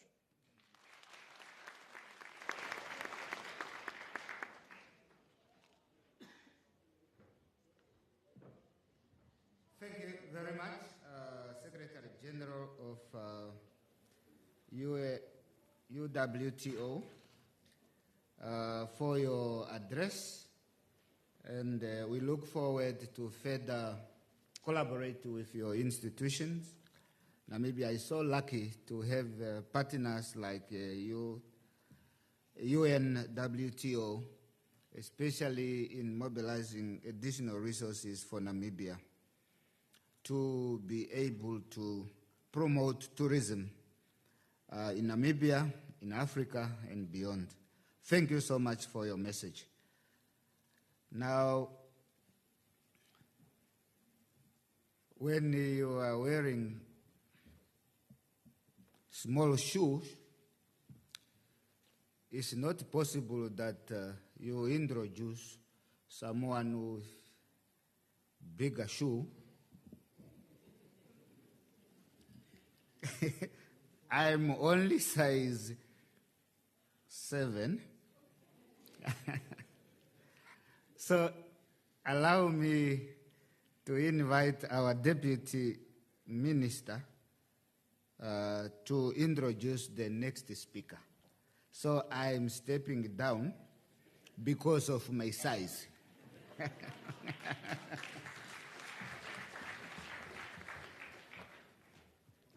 Thank you, Director of Ceremonies. I don't know whether he was prophesying the size. I think I have to see a disciplinary hearing to be conducted. Okay. Being said in that, my task is very simple. I'm introducing to you a humble soul born many, many years in Ongenga or Hangwena region. A humble soul who started his political career at a tender age. He was a Secretary General of NANSO, Secretary General of the National Youth Council. He held so many portfolios in the Swapo Party Youth League. Being young and humble and disciplined, he further contested. He was one of the candidates, 2004 National Assembly. You know, when you are humble and disciplined and hardworking, we all know that there is success. He continued in 2005, being young and coming from the youth sector. He's still youth. He's a youth. You know, his age, you can just turn it, play with it. Eh? He was appointed as a Deputy Minister of Youth. He was again reappointed as a Deputy Minister of Youth. And then somewhere in 2012, the leadership saw that this gentleman is really a brilliant gentleman. And then he was reshuffled and taken to a very important ministry that holds the economy of this country. From 2012 as a Deputy Minister of Environment, Forest and Tourism. And, you know, I have said it already, hardworking. And then he was appointed as a Minister of Environment, Forest and Tourism. He's none other than Pohamba Penomwenyo Shifeta. May we rise as we welcome him to the podium. Something like that.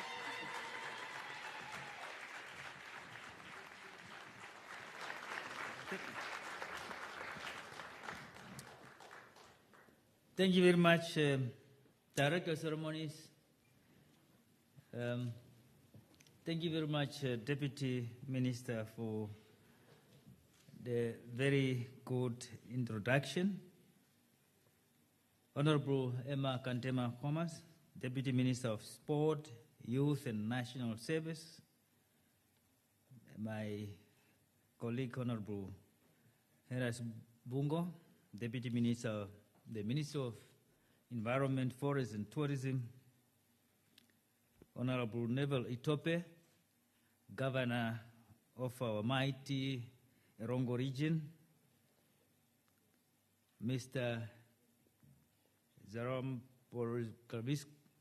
Porkavisli, our Secretary General, United Nations World Tourism Organization, and also our guest of honor who just spoke to us.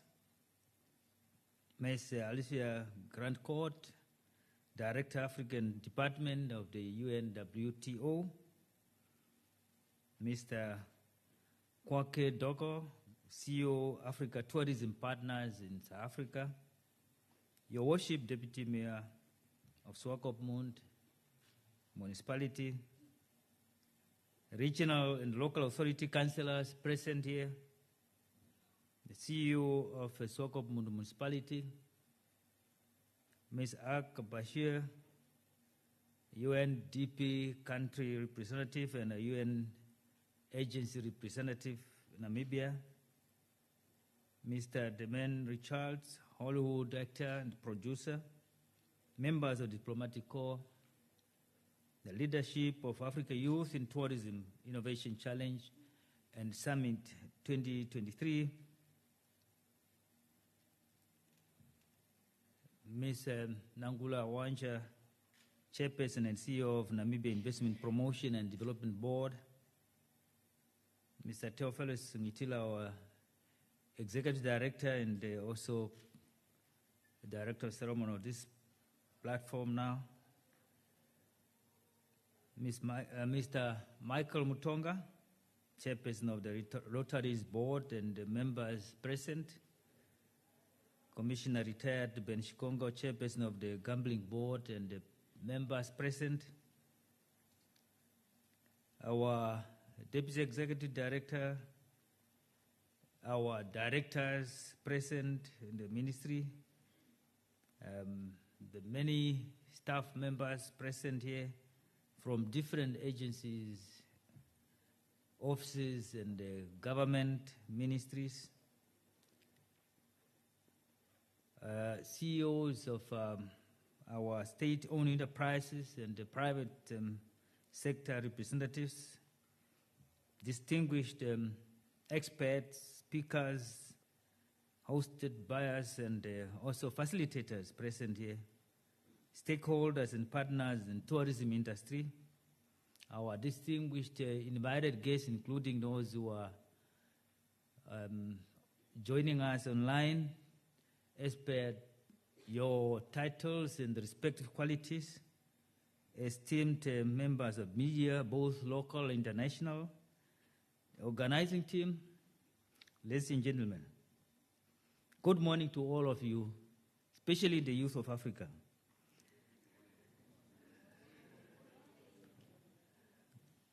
I am very much pleased to be here this morning and welcome all of you gathered here to this very important occasion, the 5th Pan-Africa Youth Tourism Innovation Challenge and Summit 2023. Once again, I sincerely welcome you.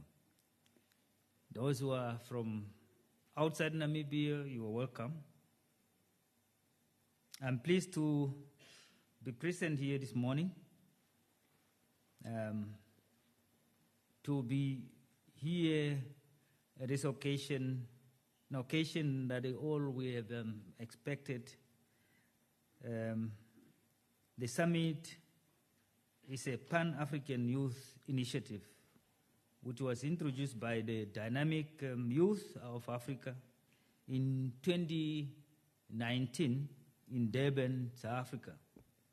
It serves as a voice for the youth and emerging enterprises in the tourism, travel, hospitality, aviation, and all other related industries, with a sole objective to connect, engage, learn, innovate, and grow themselves, their businesses, and the entire travel and tourism economy of the continent Africa.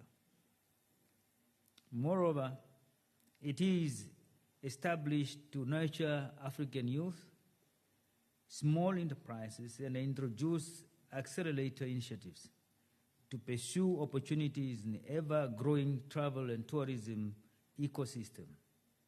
Young people of Africa, therefore, aim to become transformational industry, change makers, and immediate future leaders of this important and profitable global travel and tourism sector. The government of the Republic of Namibia is a member state of the United Nations World Tourism Organization. Namibia thus subscribes and supports the World Tourism Organization agenda of Africa that positions tourism at the center stage for inclusive growth in order to optimize the sector's contribution to sustainable and inclusive development of the African continent at large. You will agree with me that this African agenda for inclusive development can only be achieved with the inclusion of our youth and the women in the tourism ecosystem. Director of Ceremonies, ladies and gentlemen, Your Excellencies, the government of the Republic of Namibia developed Vision 2030 as the blueprint for Namibian nation that is well-developed, prosperous, healthier, and confident in an atmosphere of interpersonal harmony, peace, and political stability. Furthermore, tourism has been identified in Vision 2030 as a pillar of economic growth that contributes directly to poverty alleviation and economic development in rural communities. These principles are further underpinned in the National Development Plan 4 and also the NDP 5 of the Republic of Namibia, and employ policies and strategic interventions which caters for women and youth empowerment in the Namibian economy. Last year alone, Namibia successfully hosted the 4th Africa Youth in Tourism Innovation Challenge and Summit 2022. And they resulted in the following benefits, amongst others, to the country and the youth of Africa at large. It created a greater awareness of the importance of tourism economy and its multiplier effect to other industries and how the sector can positively and directly impact livelihoods in general. It provided greater insight to higher school and university graduates participating in different career paths in the tourism industry. Exposed the Namibian youth to employment opportunities within the sector through networking, market access, and insight into Africa tourism supply chain, as well as new and involving digital solutions and innovative ways of doing business. We hope and trust that the youth of Namibia and Africa at large has and will captivate and optimize these lessons learned from last year's summit and seize opportunities in the tourism and digital space. Your Excellencies, as we mark the opening of this Africa Youth and Tourism Innovation Challenge and Summit 2023 in Namibia under the theme, quote, Developing Youth and Innovative Entrepreneurship Solution for Inclusive Tourism Recovery in Africa, unquote. Therefore, this summit aims, among others, to harmonize and influence government policies, introduce strategies, and adopt new technologies that support the development and growth of the small, medium, and the micro enterprises, tourism businesses, especially leisure and the meetings, incentives, conference and events, financing and create market access for youth entrepreneurship. Encourage a robust innovation culture amongst the youth and call upon industry to introduce innovative entrepreneurship solutions for inclusive tourism recovery in Africa, in the travel, tourism, hospitality, aviation, and many more, all across the sector's economic ecosystems.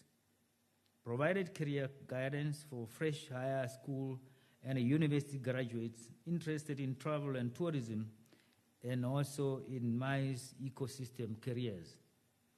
Ladies and gentlemen, during the Africa's Travel Interbar this year, held in Durban, South Africa, African tourism ministers deliberated on Africa's tourism competitiveness in a global marketplace. The dialogue highlighted the importance of youth participation and inclusive entrepreneurship development. Supplementary to this, African states were urged to implement signed memorandum of understandings in the field of tourism and related industries for the benefit of African youth. This includes a cooperation in the areas such as capacity building, entrepreneurship development, innovation, drive, financial and technical support, and also digitalization programs, just to mention but a few. To the African youth, be reminded that you are the true and the reflective ambassadors of change in Africa, and also that the tourism economies. Being creative and innovative yields a valuable asset in the businesses, which is required to enhance economic and human capital development that will contribute to the gross domestic product in your respective countries. I further urge you all to embrace innovation, digital disruptive change, and harness your potential to succeed in tourism sector. Your participation at this summit is of utmost crucial and surely indicates your passion and love for the industry. This indicates that we can succeed in drive and achieve sustainable development of tourism in respective countries. Director of Ceremonies, Your Excellencies, allow me, on behalf of the Government of the Republic of Namibia, to express our appreciation to our partners, conveners of this noble event, to have once again selected Namibia competitively to be the host of this 5th Africa Youth in Tourism Innovation Challenge and the Summit 2023.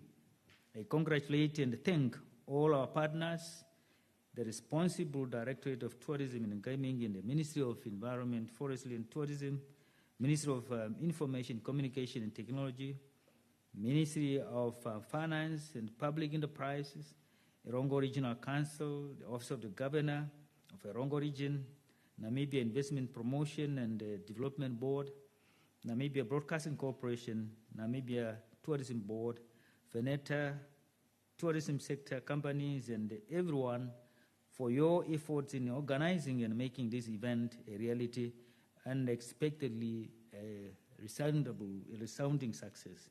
Finally, as I conclude, Your Excellencies, agree with me that it is vital for the African youth to participate and contribute to the innovative development programs that are compatible to our sustainable development goals, the African Union Development Agenda 2063, and the Regional Tourism Program and the protocols of SADC. I urge the youth of Africa and all industry players to collaborate and form partnership to place the African brands or destinations Africa at the center stage of the global dialogue, displaying and expressing the love and the warmth of the African people, our diverse culture, abundant wildlife, natural beauty, scenery, organic food, and rich history of the continent in your engagements with friends across the globe. Africa is beautiful and fascinating. There's none like Africa elsewhere.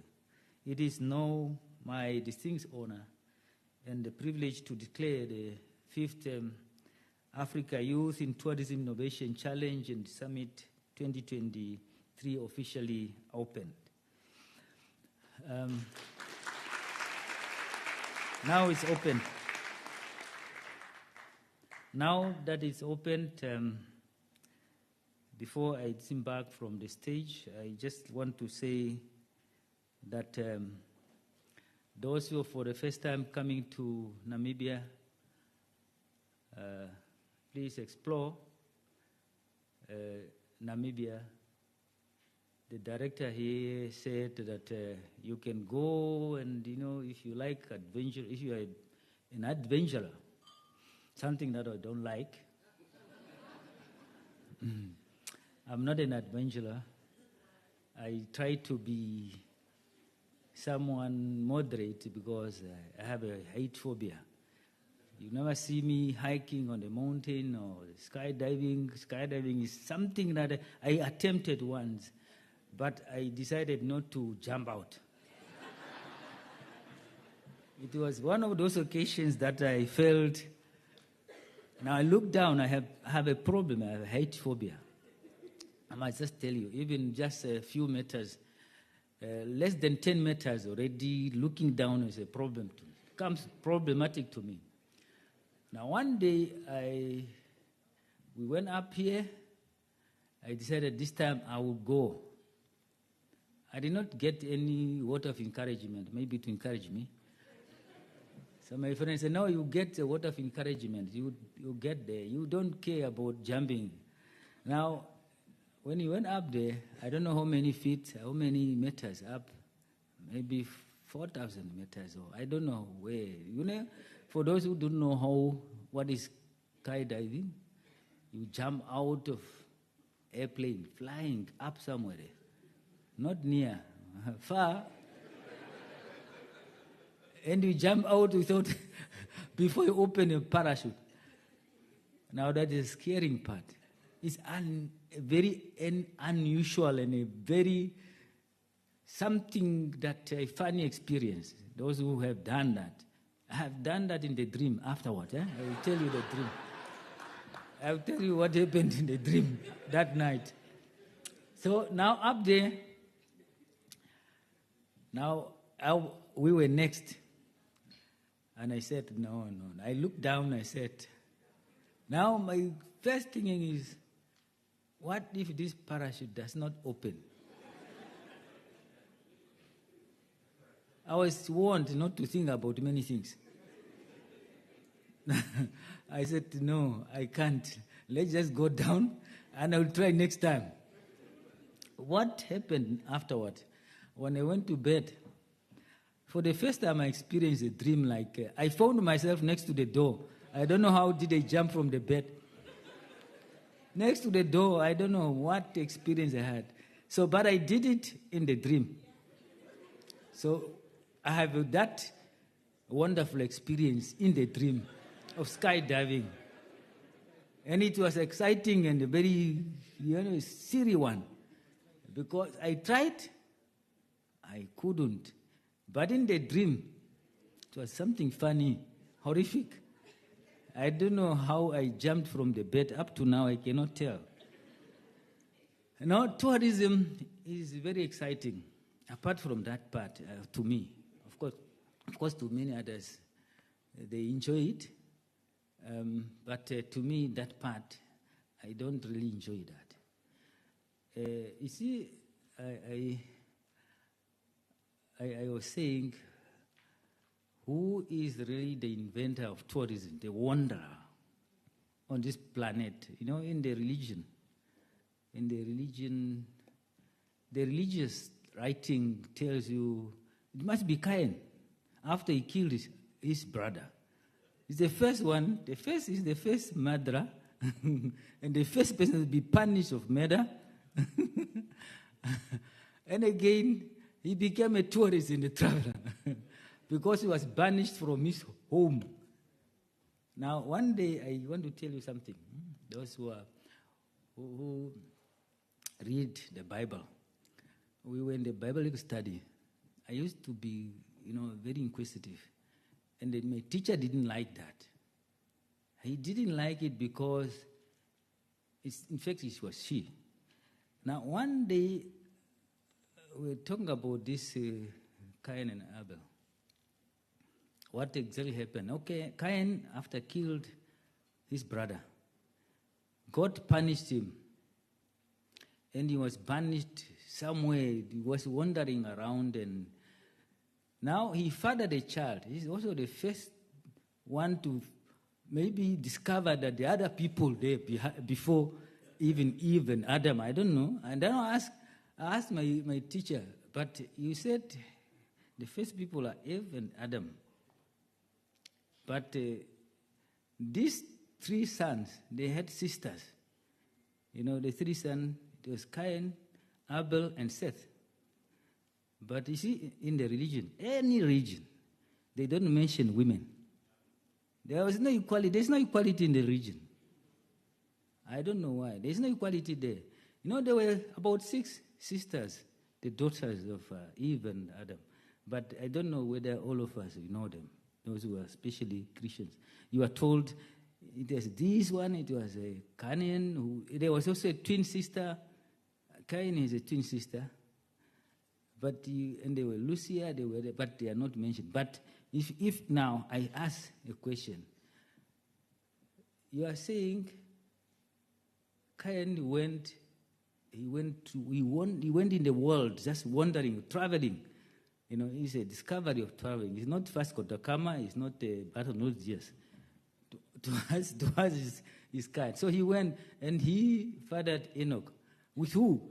No one. And the teacher got angry because he said, "No, why am I asking those questions?"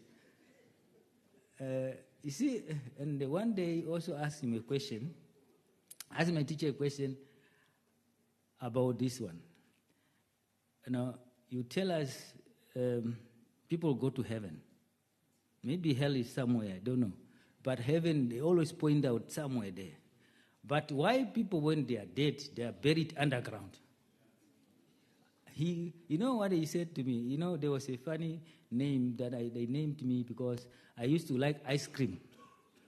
I really admired people who used to sell ice cream. And one day in the class, when people were asked, what will be your career? I said, I will sell ice cream. Because selling ice cream means I'm rich, because I will eat ice cream every day.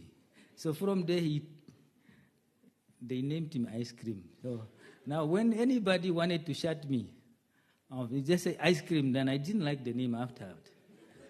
So the ice cream, stop asking those questions. Apparently because I'm asking whether people go heaven or underground. Is heaven underground or somewhere people were pointing out when they are here, they're pointing at the roof. They said, don't ask those questions. God will condemn you. I said that. So, but what happened after that night of when I decided not to jump out from the plane? Is something that very exciting, but horrific. But even tomorrow I can say I have experience of jumping from the plane, skydiving. So please, those who have been not to Namibia or to Africa for the first time, you see, if you have not been to Africa, and spread the message. Those who are from abroad, now you are in Africa. If you have not been to Africa, you do not know what you are missing in life. You are missing something in life. But when you come to Africa, and even those who are in Africa and they've never been to Namibia, you have never discovered the beauty of Africa. So now you have to discover that. Go around and see before you go.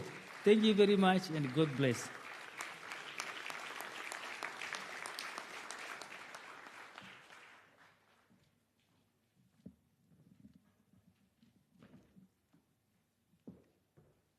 Thank you very much, Honorable Minister, for sharing with us that powerful message, the first one, and for sharing with us that, did you get him very well? He didn't manage to do the skydiving. He did it in the dream. So thank you very much for sharing that story and the many others. Most importantly, for really focusing on youth development in Namibia. From your career, we read you are a youth focus. That also explains why Namibia really went for this Africa Youth Tourism Innovation and Summit. So this is because of your passion and belief in youth. So I believe our youth take this golden opportunity to fully participate in the tourism industry. Thank you so much for your remarks, Honorable Minister. I think we should really give him a big round of applause.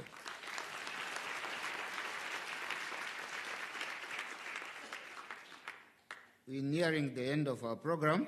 I would like at this stage to invite our Honorable Deputy Minister, Madam Honorable Simbungo, to give us a vote of thanks.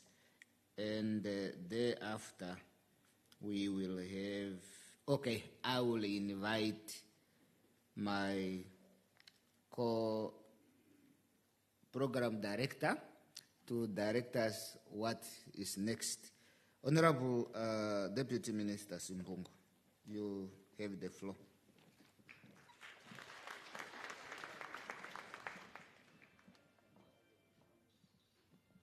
Thank you, Director of Ceremony. I'll stand by the protocol as already established. I'm delighted to be with you all today and having the task to convey gratitude towards everyone participating in this summit. I greet you all in the spirit of love and oneness, expressed as Ubuntu or Untu, in Namibia that unite all of us on the African continent. Heavenly blessings to you all.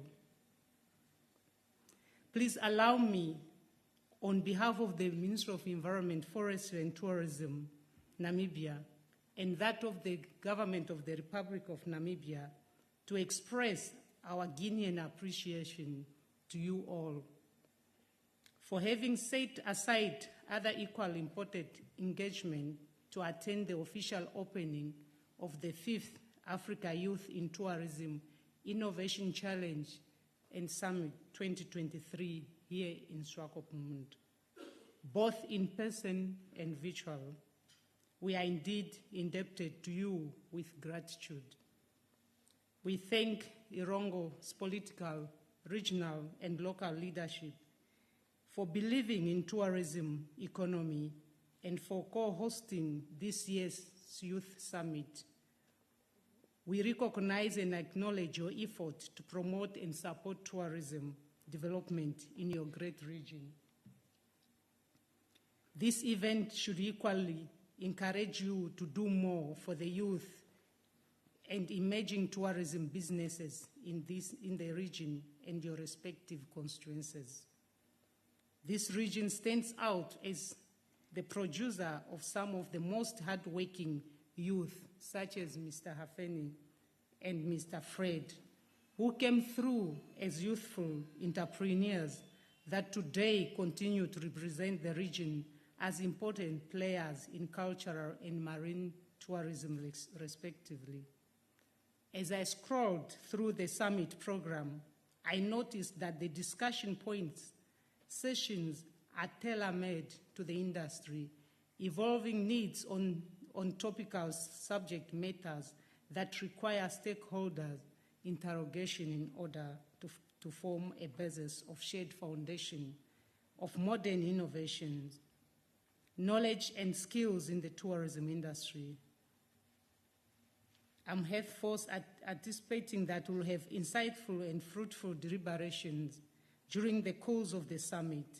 The challenge is therefore upon us, especially the youth, to listen attentively, follow the proceedings, partake in all relevant conversations, network, engage with the industry expertise, to capitalize on various unfolding opportunities availed through the summit. The Fifth Africa Youth Summit Tourism Innovation Challenge and Summit 2023 is convened under the theme Developing Youth and Innovative Entrepreneurship Solution for Inclusive Tourism Recovery in Africa. I'm hopeful that the objectives of the summit will indeed be made possible by the dynamic panel of experts and speakers present and participating in the conversation, where I myself will also contribute to the discussion. In this regard, we require either side to bring forth new inventions, new learning, thinking, new system and concepts, a new digital solution that will transform and grow the tourism sector in Africa and indeed our respective countries and companies. Director of Ceremonies, I would like to mention that organizing an event of this magnitude requires commitment of individuals, organizations, and teams. I would therefore like to make use of this opportunity to take the following persons, organizations, and teams who have made it possible for this event to take place. Considering that tourism sector have been identified in Namibia's key strategic documents, such as National Development Plans, Harambee Prosperity Plan. To walk the talk, the government of the Republic of Namibia, through the Ministry of Finance and Public Enterprises, has taken the commitment to be the main sponsor of this event. Equally, I would like to thank all the sponsors, partner organizations, friends in tourism for your considerable and valuable sponsors. NBC, UNDP, Feneta, Godwana Collection Namibia, Ottawa at least Leisure Hotels and Lodges, Namibia Wildlife Resort, MTC, Sandwich Dune Tours and Safari, Swako Cultural Tours, Junitas Extreme Adventure Namibia, South African Airways, New Era Publication. You are our motivation and enablers of this year's event. Let's give them a round of applause.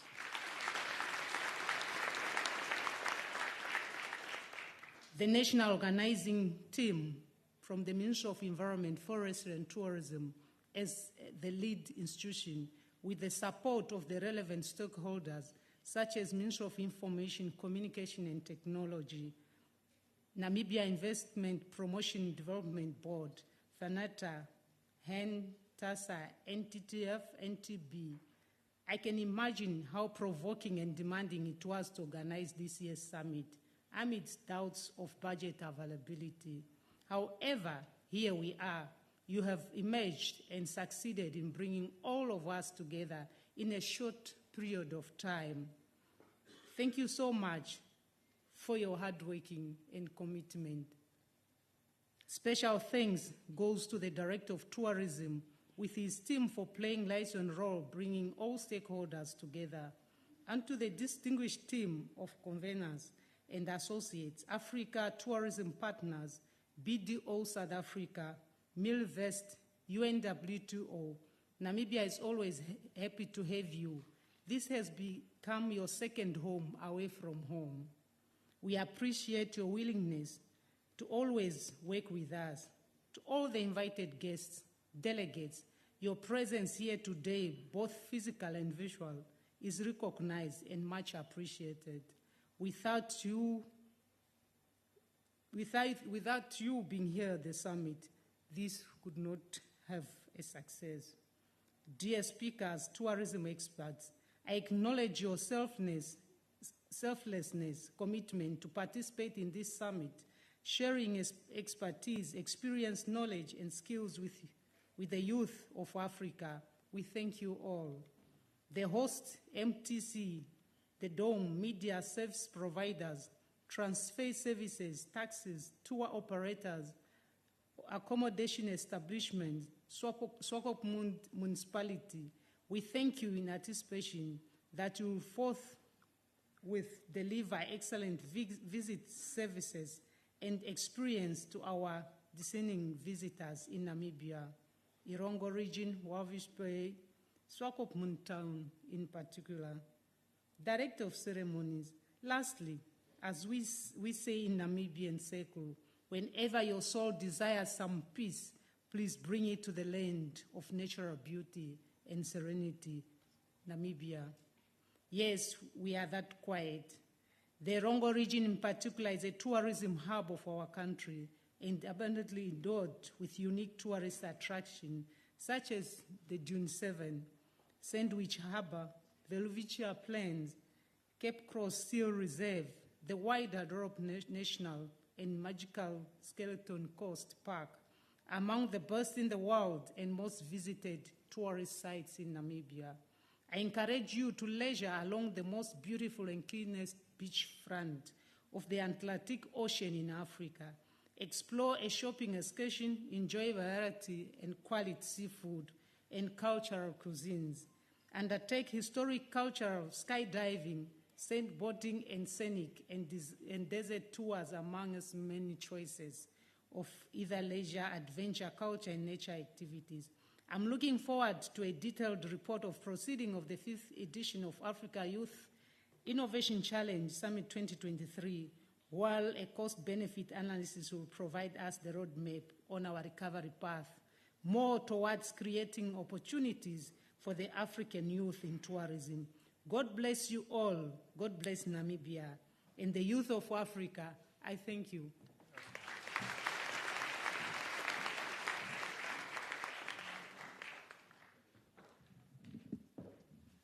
Thank you very much, Honorable Deputy Minister, Honorable Simbungo, for your vote of thanks.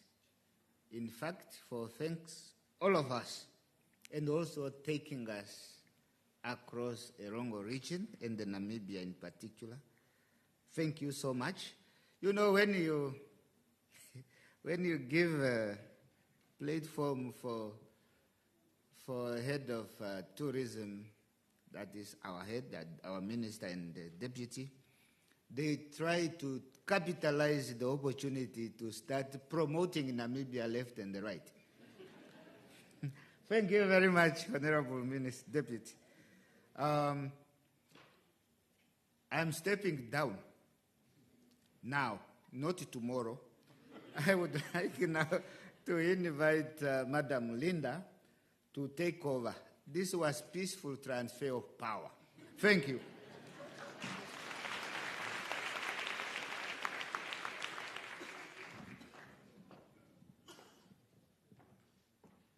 Well, there you have it, ladies and gentlemen. Please give yourselves a very big round of applause.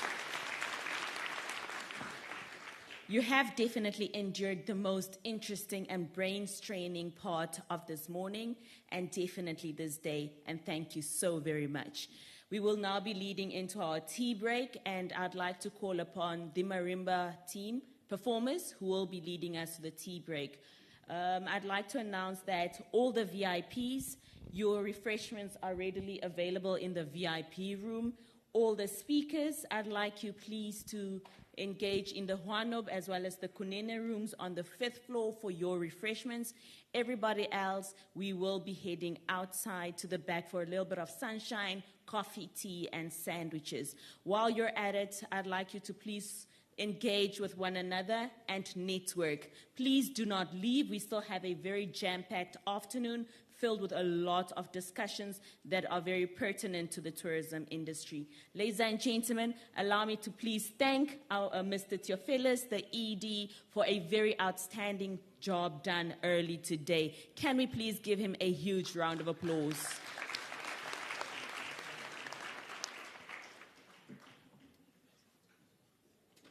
All right, and there we have it. I shall see you back in 20 minutes. Thank you so much.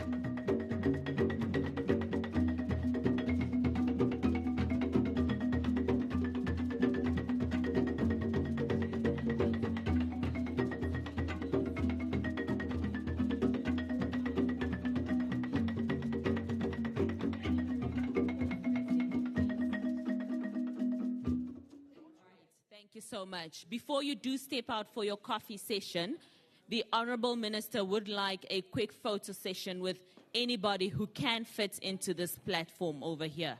All right? So I kindly invite you to make your way to the front.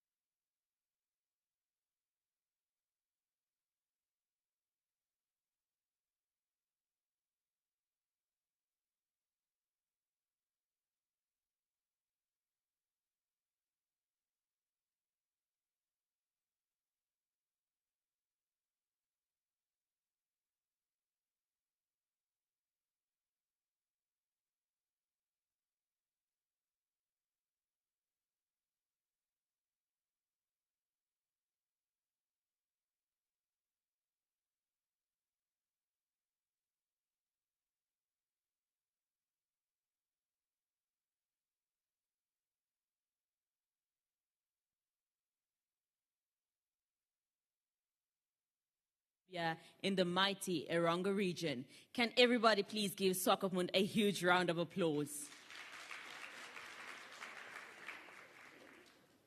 Thank you so much. Allow me to once again thank the Executive Director, Mr. Ngitila, for an outstanding job in our first session. And we would now like to continue with our second session. Often, we underestimate the significance of signing MOUs which foster cooperations and encourage collaborations and exchange. During my engagements yesterday, someone highlighted that tourism has no borders and is a great unifier. In fact, tourism lowers the fences to allow the free flow of animals and also enhances the value for tourists. In addition to the above, I think it is wise that all governments initiate policies that enable effective tourism. To discuss further on this and strengthening Africa tourism innovation ecosystem through the progressive policy making, we will have a ministerial and policymakers dialogue engaging us this afternoon. This dialogue will be moderated by Ms. Nangula Sheavali. Ms. Nangula is the manager for policy reform and business climate at the NIPDB. Can we please give our moderator a huge round of applause?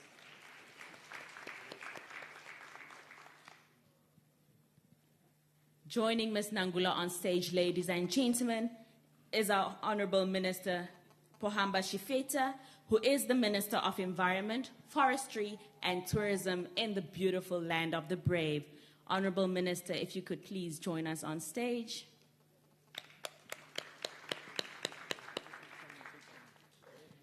Joining the Minister on this panel is the Deputy Minister of Sport, Youth and National Services, also from the land of the brave, Honorable Emma Kantema Goamos. May I take this opportunity to welcome her to the beautiful town of Swakopmund.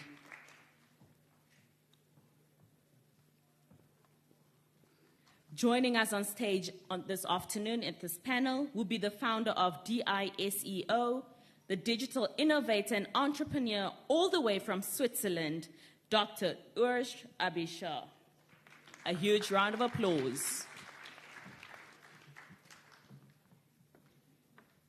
And our last panelist, ladies and gentlemen, would be Gonaya Monai Setora, the Women and Youth in Trade Expert, Directorate of Institutional Matters and Programs Coordination, all the way from Ghana. A huge round of applause.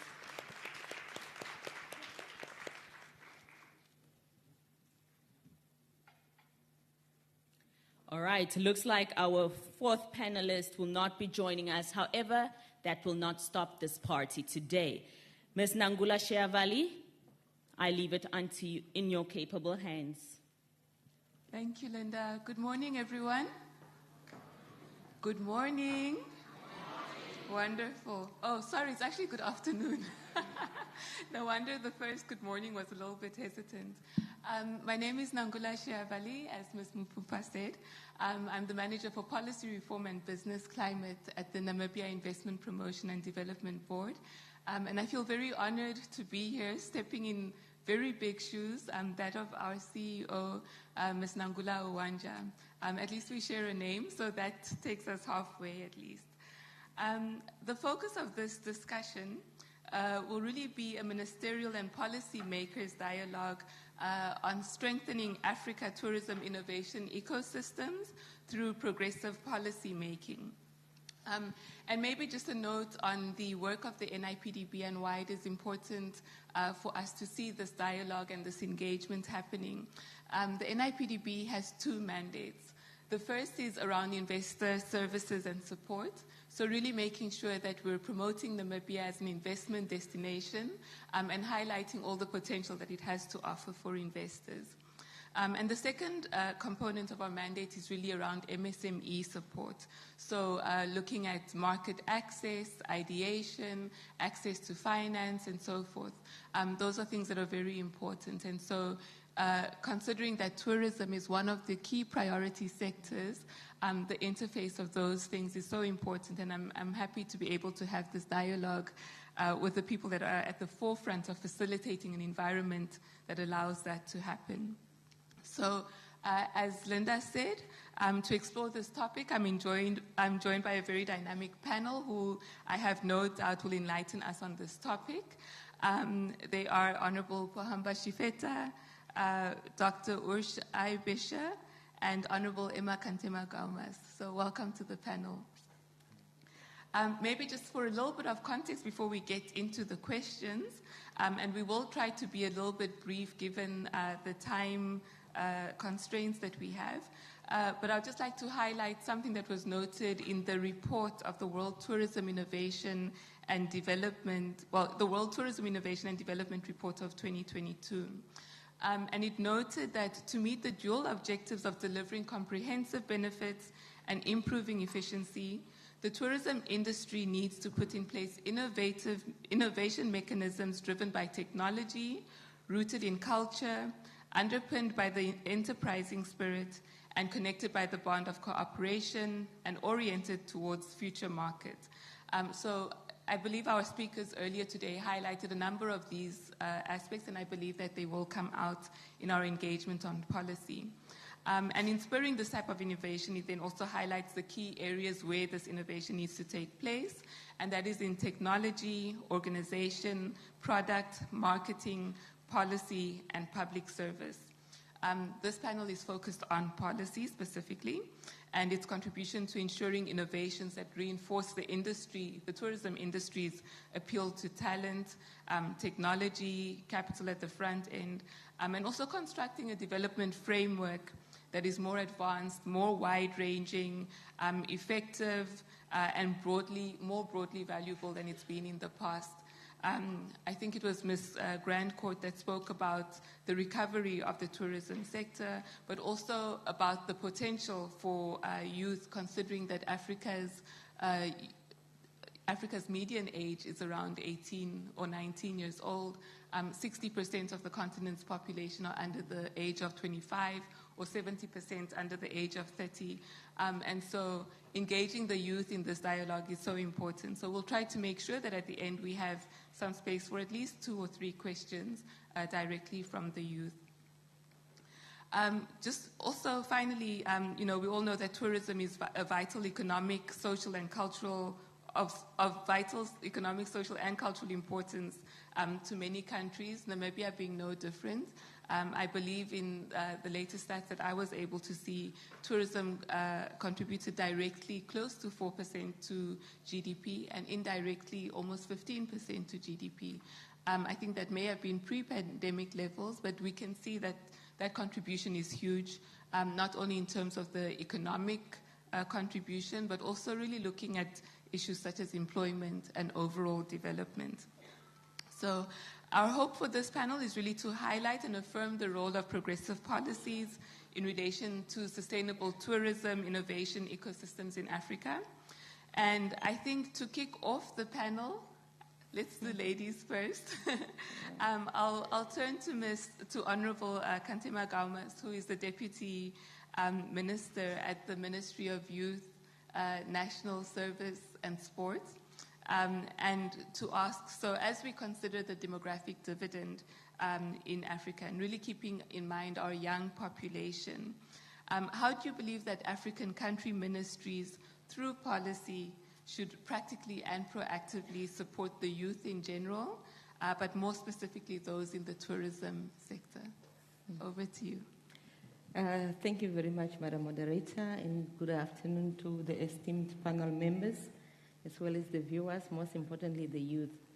I'm very pleased that we are discussing policies that is aimed to empower the majority population on the continent, not only in Namibia. And it's imperative that whatever policies we develop, whatever policies we envisage to put in place, should speak to the dynamics of the population that we have. And allow me to just share, for example, what we have as a ministry, where this tourism summit really speaks directly to the mandate that we are trying to advance as a ministry. We have the National Youth Policy that's developed in line with the African Union Youth Charter that lays a foundation for youth development in Namibia.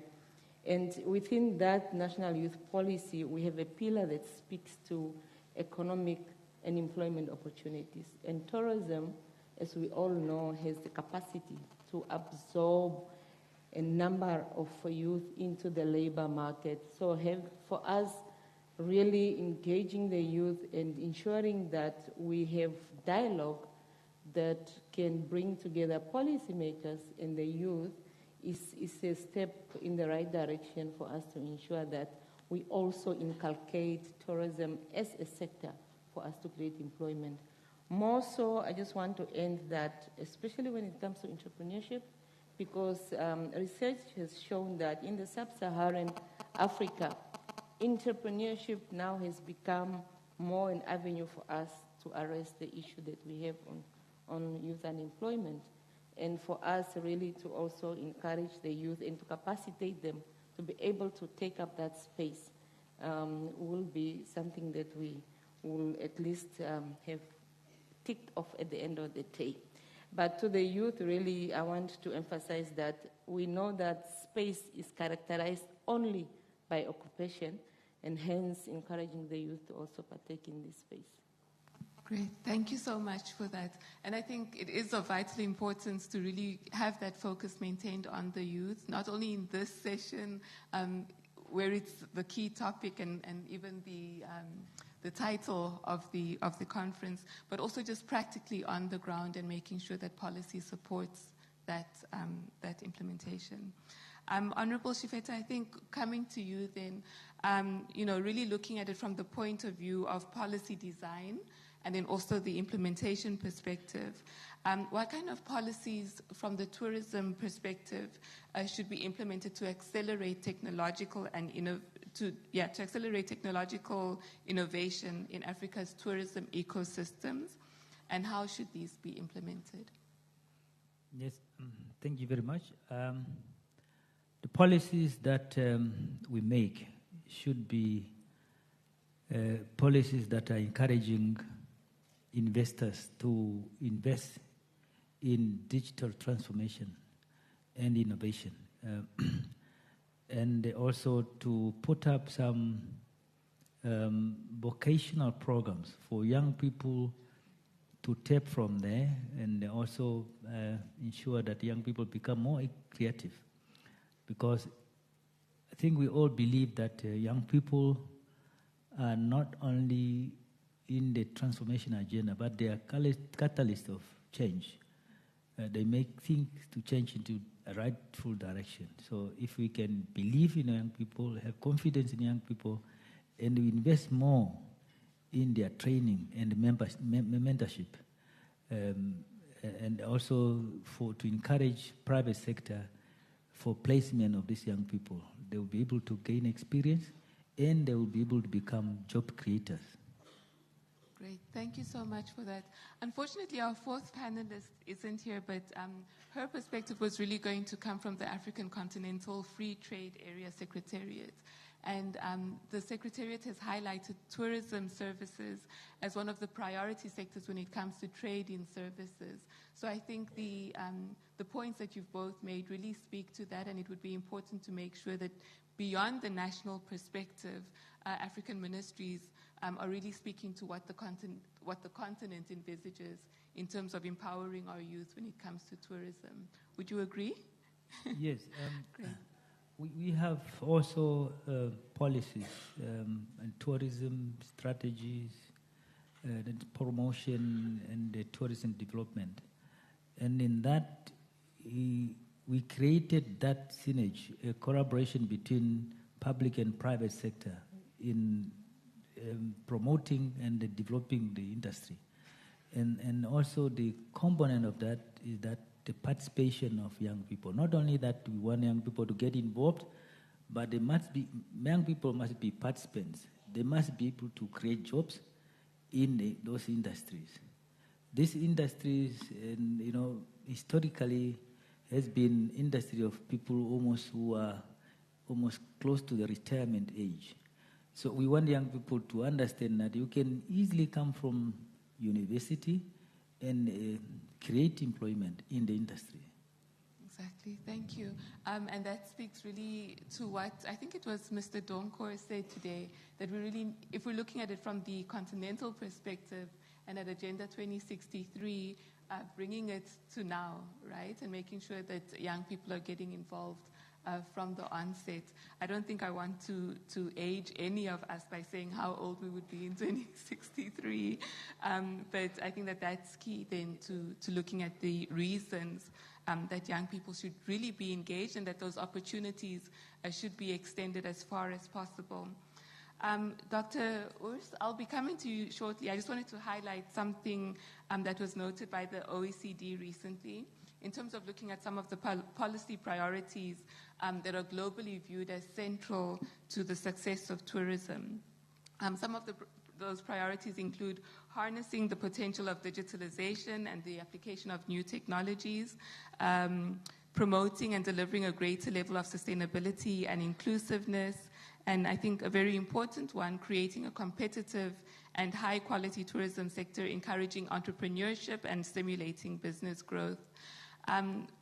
Dr. Urs, you're in a space where you're looking at data protection, and also looking at secure social media. That's really your business at the moment, and you've been disrupting in this area. So I'd like to gain your perspective from a very practical perspective where you're already engaged in business and in innovation and technology. What kind of policy landscape is needed in order to support innovation generally, but more specifically for this platform to support innovation, innovative ecosystems in tourism? Yeah, thank you very much. And it's a fantastic pleasure to be here. And Honorable Minister, Honorable Deputy Minister, it's a privilege being here in Namibia, in such a beautiful country. And Africa has so much to offer. And digital media makes the world coming closer. And this gives new opportunities to make hybrid tourism, where the digital media is connected with tourism, which is creating working places, particularly for the young audience, for the young people, inside the country and outside the country to visit the African countries. So for that, we need ecosystems, digital ecosystems, but here we have a problem. Digital media currently is controlled by a few centralized super platforms, which take a huge amount of the value chain which is created in Africa and take it away of Africa, and this is lost. So for a hotel to get away with 20% of their value that they have created from the income that they receive away to other countries, this is quite a lot. This is like a digital tax. Now, what can be made there? I'll just come to that in a second. But first of all, I would like to ask the audience, who has heard about Web3? Raise your hands. Who has heard about Web3? Okay. From the ones who have heard about Web3, who knows what Web3 is? Okay. Okay. Well, Web3 is just about to start to happen. So Web 1, maybe remember companies like Lycos, Netscape. So the first wave of internet was about reading. Then we had Web 2. Web 2 is still ongoing, and Web 2 is about interacting. These are the social media sites. These are the selling sites and so ever. Now the problem is that while the intention of the internet is to be an open public space where everybody has access. But the Web 2 companies transformed the internet into something proprietary, only controlled by themselves. They're taking the data, they're controlling the processes, they're taking the money, they don't share the money.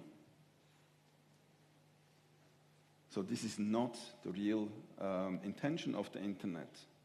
So Web 3 is now the contrary. Web 3 is about trust. Web 3 is about data protection. Web 3 is about data ownership by each user owning their own data. And this has to happen on platforms which are owned by the ecosystems and not by a few giant platforms. And this is what we have been working on in the last couple of years. Before, people were talking about Web 3. So it can also be said that Web 1 is read, Web 2 is write, and Web 3 is trust. And so Web 3 is expected to come big in the year 25.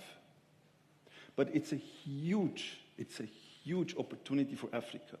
It's a huge opportunity for Namibia to bring in the young entrepreneurs and to make all the young people to become entrepreneurs and to bring them into the ecosystem which is created by Namibia, which is controlled by Namibia, and not giving away this control of digital media to outside countries. It's an enormous opportunity for Africa to grow because it's self-accelerating, because people connect together now not in the US, they connect in Africa. People travel from outside Africa, inside Africa, they connect with the local people digitally and meet them physically. And then they make pictures and videos of these fantastic countries, they send it home, and they make their friends to come as well to visit this beautiful country.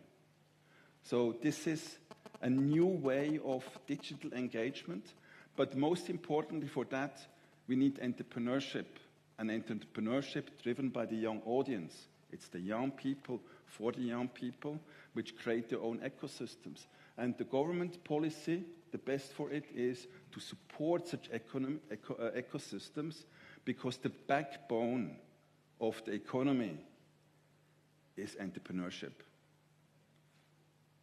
Thank you, Dr. Urs. I think that was a very important point, especially when we consider the internationalization of business and how much the big players, like you were saying, the Googles of this world, the Facebooks of this world, the amount of data that they capture and use. And I think on your website you talk about selling privacy in order for them to have content or to engage in content. So I think it's important that we somewhat localize it also, even while understanding the way in which the world is moving. And it seems like that's something that you're speaking towards. I know that Namibia is working on a Data Protection Act also. Europe has been making a lot of moves in this regard, especially with the I think it's called GDPR requirements and so forth. And so that's something definitely to consider. Maybe as we're looking at youth using technology and innovations in tourism, what else do we need to be, is there anything else that we need to be concerned about? That's just a general question. Honorable, would you like to speak to that? Yeah, thank you. I just wanted to touch on where you've ended, that in terms of youth in entrepreneurship, we do know that research has shown that factors that affect the performance, especially when it comes to youth entrepreneurship, one of them is access to finance. And I think that's also one area that this program has made provision for, because as I scroll down the program, I saw there's a topic that will speak to capital raising, which is very key, because this is one of the barriers to entry, especially when it comes to youth. But when it comes to the government, we have what we call the SME financing strategy that was launched, I think 2 years ago.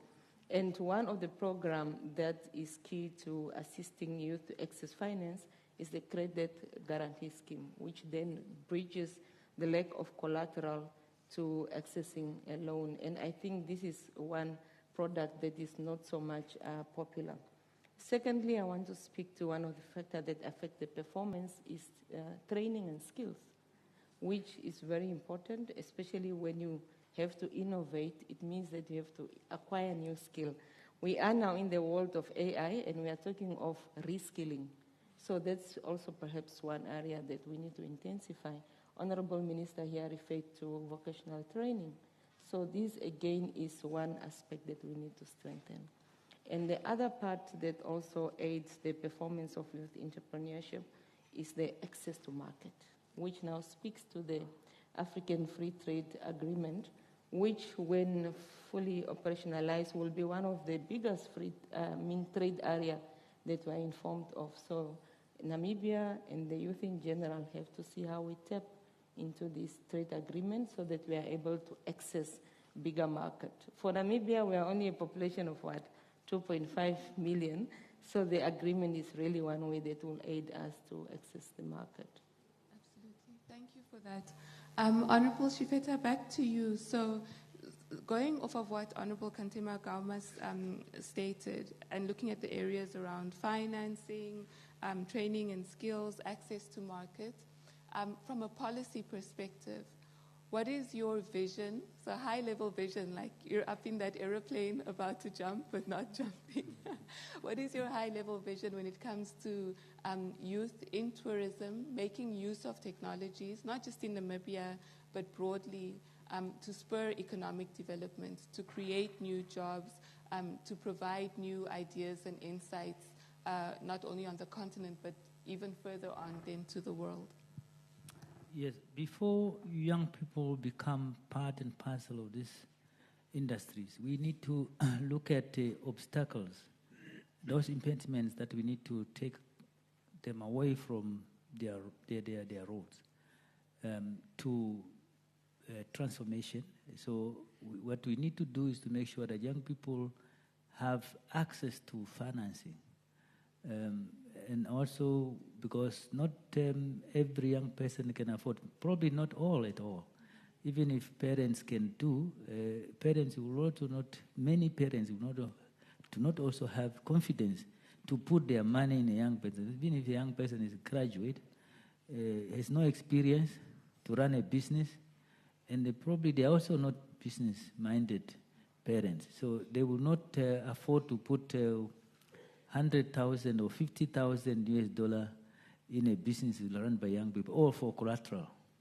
So, and that is one thing that we are trying to police, and we allowed, especially our development bank, there's that section of youth entrepreneurship program to finance SMEs. And that helps young people to access financing and also encourage some of the financial institutions, especially our development bank, because it's not really a commercial bank. It encourages people to make business, at least to make either minimal collateral or less, or the absence of collateral, and give young people fund this program of young people. And that is to make sure that young people are allowed to get into these sectors and become role players in these sectors. Without that, it will be difficult for young people everywhere to get into these sectors, because I know that in many African countries, the demand or that portion of collateral is from 20% upward. And in that way, you will not be able to get a young person to be able to have that finance to engage in that business.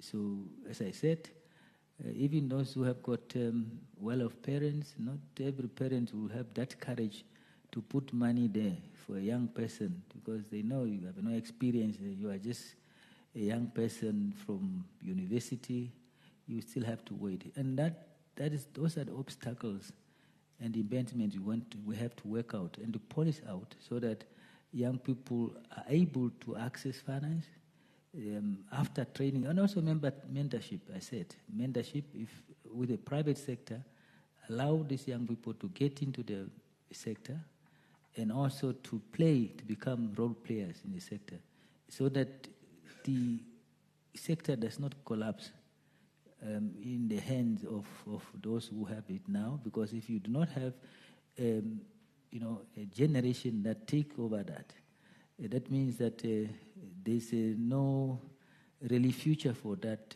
sector. So we have to make sure we groom them in order to continue with the growth of the sector.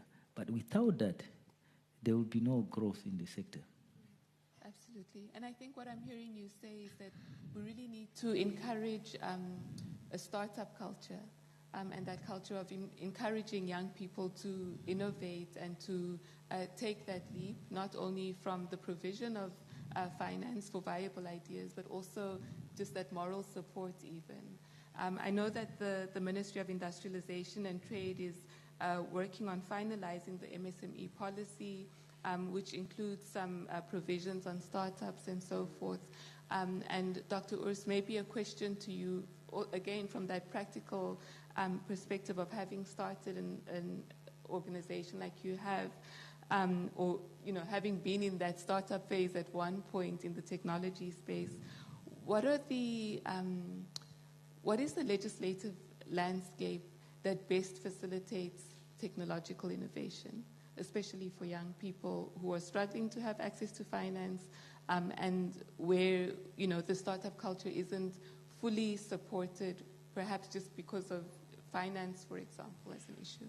This is an element which is critical, but it is not only critical for Africa. This is a global problem, because most professors at universities, they have no experience in entrepreneurship, and it's not possible to study entrepreneurship at the university.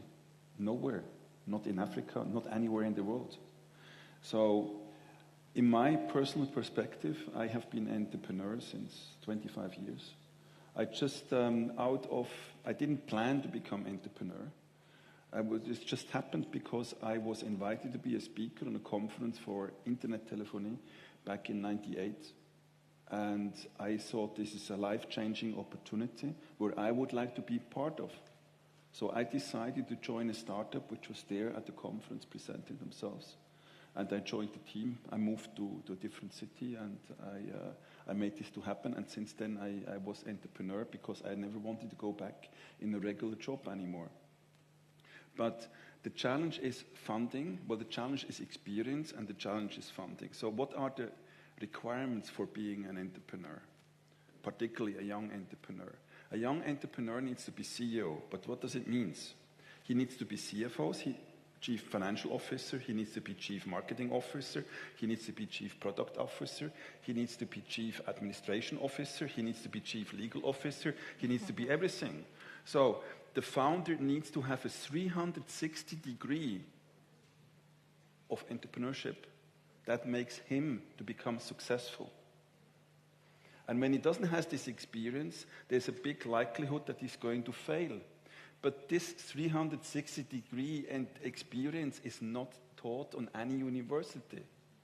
And this is a huge opportunity, and I can only encourage, when there are some people with an academic background here in the room, to think about that and to implement that in the curriculum, to have classes which are particularly addressing entrepreneurships, and then to give the students the ability to make training on the job, internships in companies.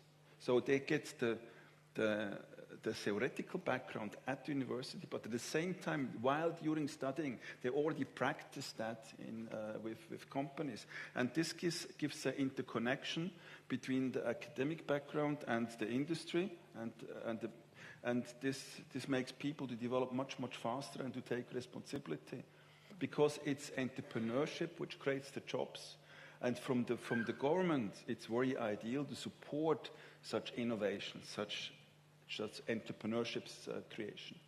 Right. Thank you so much for that. I think we often hear that saying that entrepreneurship or MSMEs are really the backbone of an economy, and so assisting that up, making sure that happens in a way that can scale and that can make the contributions to the economy in the way that you spoke is vital.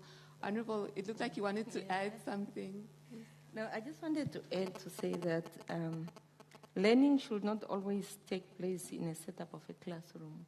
And I really want to commend the Ministry of Environment, Forest and Tourism, together with UNWTO, for creating these platforms.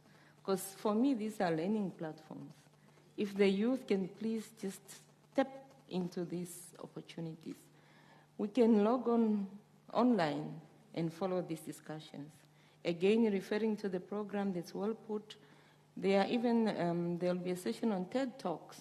So we also need to focus on soft skills, not always the financial, the business part, the technical, but I really want us to also look at soft skills. We have a lot of mental health issues. You need productive young people to engage into entrepreneurship. So it should really be a holistic environment that we create for the young people. And for me, really, these summits, engagements such as this, are classrooms on its own.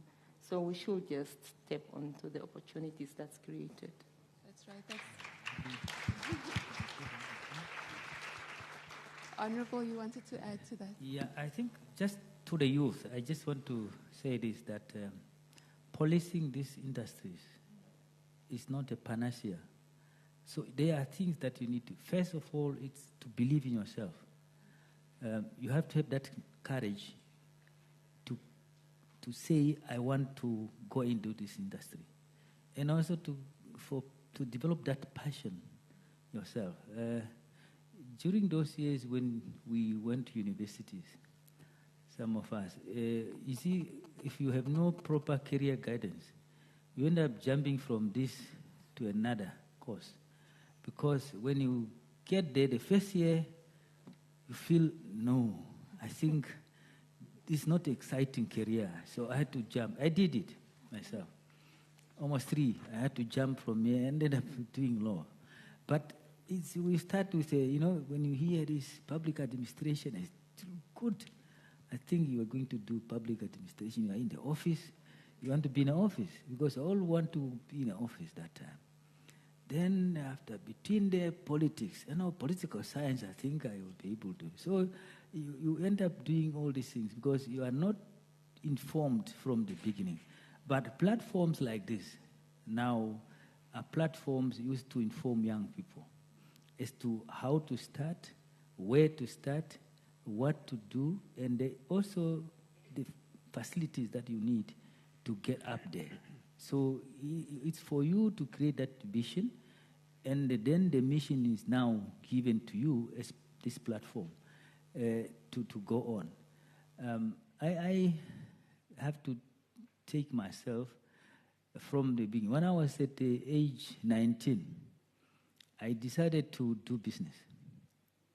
And I paid my school myself. It's not that my parents cannot afford. They're professional, but I can afford. But I decided I don't want money from anybody. And I decided to enter into business. And it grew, and I grew that business when I was at university. And I did it when I was at secondary school. I became so much stingy with money. I developed the love of money that I don't even want to part with any cent. And maybe now I'm not that again. But that time I decided I don't want to part with it. So I have some taxes, but I walk from there to university or to town. From Kaduna, those who know that area is almost like 5 kilometers. But I decided that I want to have money to buy another vehicle and put it on the road. So I want to have this to buy that. So you develop that and you have that passion. You are no longer talking about, I want to go to clubbing and enjoy my money. You want to save the money. So, but it's not only the question of policing those industries. We must also understand that there are so many things involved.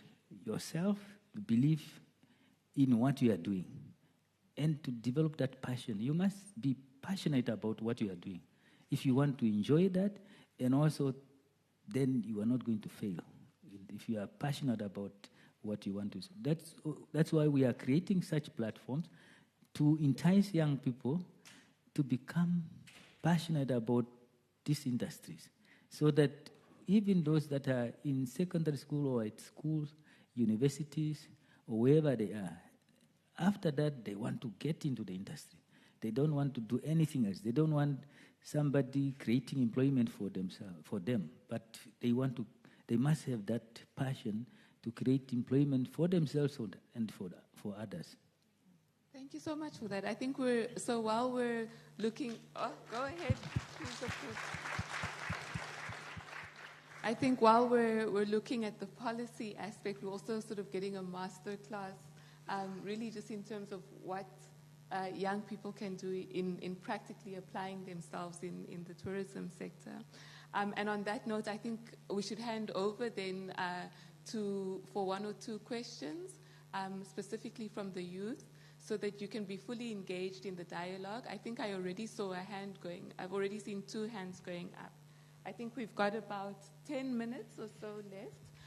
So do we have a roving mic that can be sent to the back? There's a question there. Yes, ma'am at the back. Thank you. My name is Raina Gestes. I'm also a young entrepreneur from the northern part of Namibia, Shakati. I would want to ask the ministers, our traditional products, are they not innovation? For example, if I can turn my mahangu into biscuit and they can turn into pancakes, and these are the products I believe tourism are attracted to, but I feel like as I've been in the business now for 5 years, I'm not getting that support and people to recognize the importance of local products. Can you please help me on that? Thank you. Thank you, ma'am. Okay, we've got one question here at the front in the second row. Can we have a mic for the gentleman?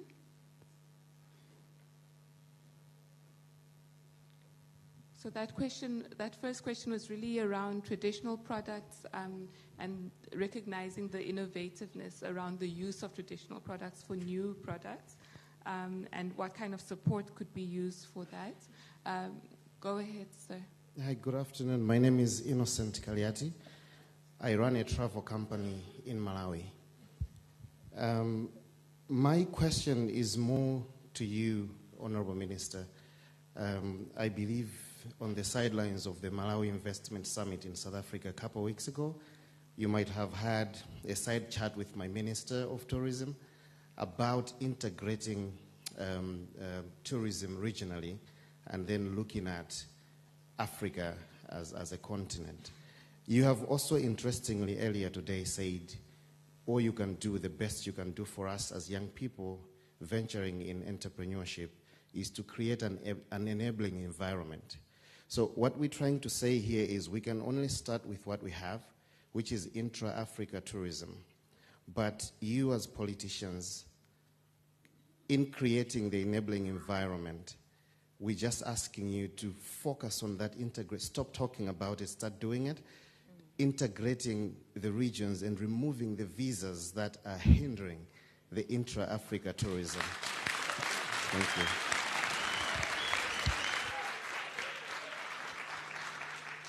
Thank you. Let's take one more question, and then I'll turn to the panel to answer all of those, and I'll also seek from the moderator whether we will have time for a third question. So someone on this side, there's a hand over there.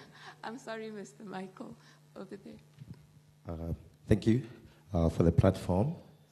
Personally, just want to highlight something that we are on our honorable politicians is looking at our education sector, because our education sector is geared up to create people for the workforce and not necessarily programming us to be entrepreneurs. I mean, for the last 20 years, our textbooks have locusts. What am I going to do with a locust? Labeling a locust.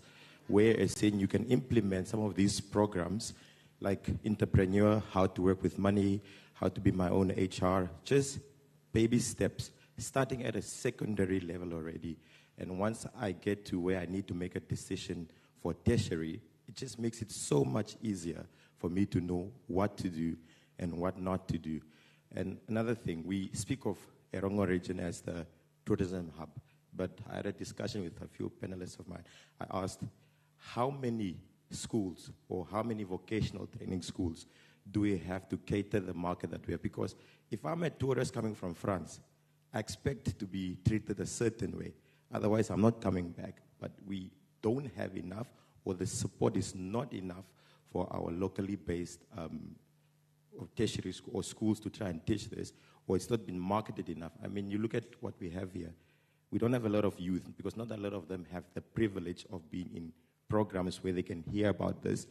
For me personally, the marketing was a bit poor, I'll just be honest, because not a lot of people know about this. You stumble it upon on a WhatsApp group somewhere. So it's geared to the youth. It's targeted for the youth. Run it towards the youth. The youth like being on Instagram and Facebook and all these things. Put it there.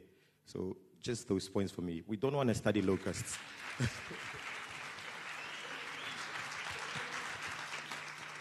Okay, so we'll stop there with this round of questions.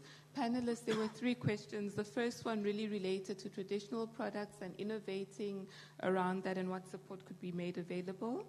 The second one, welcome to Namibia from Malawi, was really around regional integration and making sure that that's supported from that sort of regional and continental perspective, breaking down the barriers for that movement also.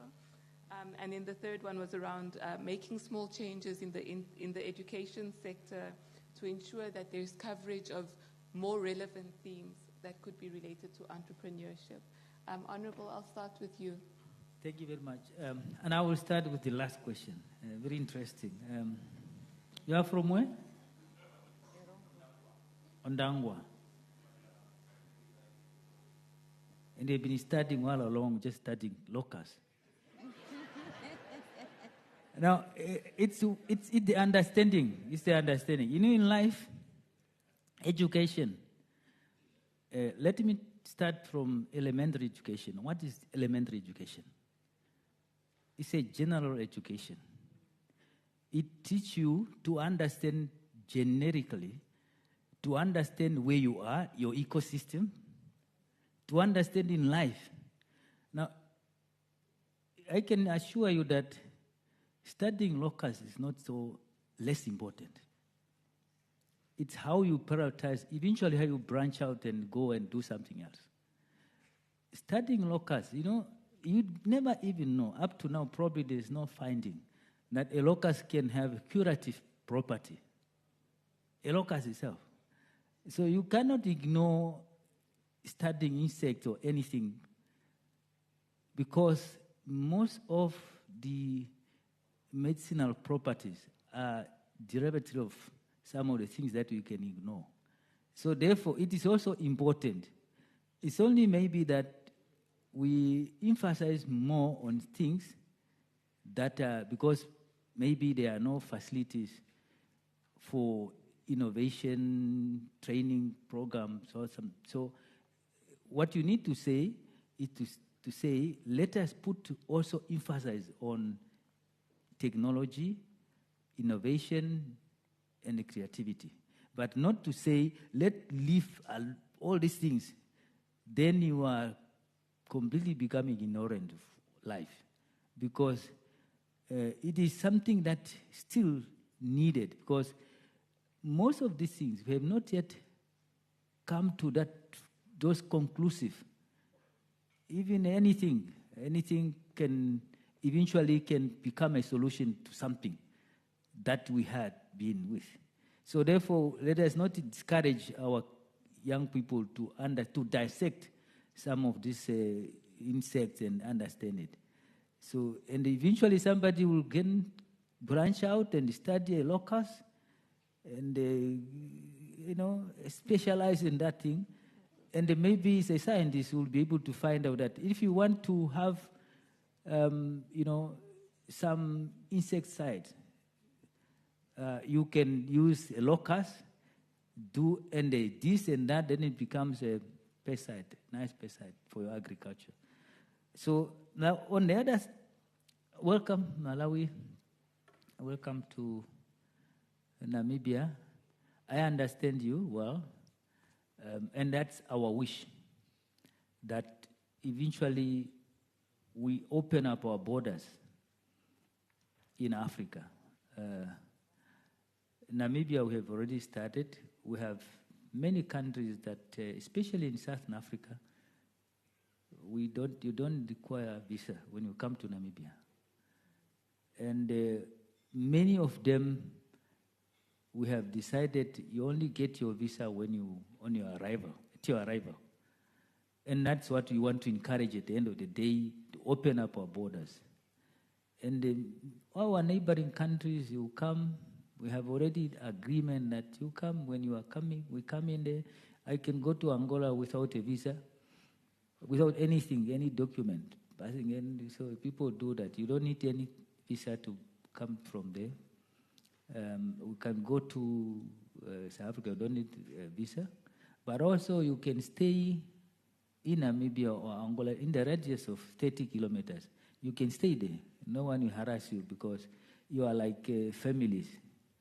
And imagine if we can do that, open up, and first and foremost, we need to work on our administrative policies and also our way of doing things in our countries. Because the problem is that the administrative programs and policies and laws are not compatible in Africa.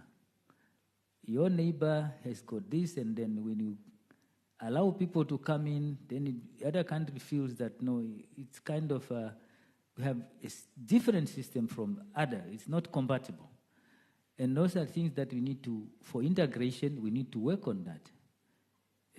We definitely need to work on that to ensure that at the end of the day, our systems are integrated, even sectors are integrated, and then we have no border barriers for human and also for goods and services. The other question from Lena Shakati, traditional products, local products. Any product depends how you market it. A product, for you to have a product selling, it's marketing. You can market anything, even leaves of Mopani worm, and people buy it like nothing. Mopani worm. A leaf, Mopani worm is in our, it is a leaf of Mopani tree, just a leaf. And the Mopani trees in Oshakati, they are too plenty. And you can market it nicely that this one can have that, this one can have that. Because it's, when you, Mopani worm itself, scientifically is found that it's more nutritious. So now you can do the marketing because it's not harmful. Maybe people would start cooking Mopani leaves because the Mopani worm eats Mopani leaves. So now I can tell you that if you have a powerful marketing strategy, anything is possible to market your Mahangu products or anything. Anything is possible. Why rhino horns in the world today are in demand. It's not that the rhino horn, those who have seen it, it's nothing else than compared to these fingernails. Nothing. The property is the same. If you go to the lab and they test it, it's the same. And I always say, why don't you just harvest all the nails? Tell people not to cut the nails, harvest something and then harvest. But because of the powerful strategy of marketing, and it's a fictitious story. Nothing. There's nothing that can cure. You see, rhino horn cannot cure anything. Scientifically, cannot do. But people meant to believe. And today is more costly than diamond and the gold. So, but because of the power of marketing. So if we can market your product nicely and make people to believe that this is what it is, and some people do not know it.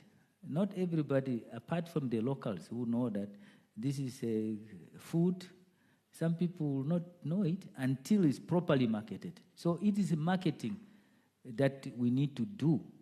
And nobody else can do it, but those who want to sell that product can do themselves. Thank you, Honorable.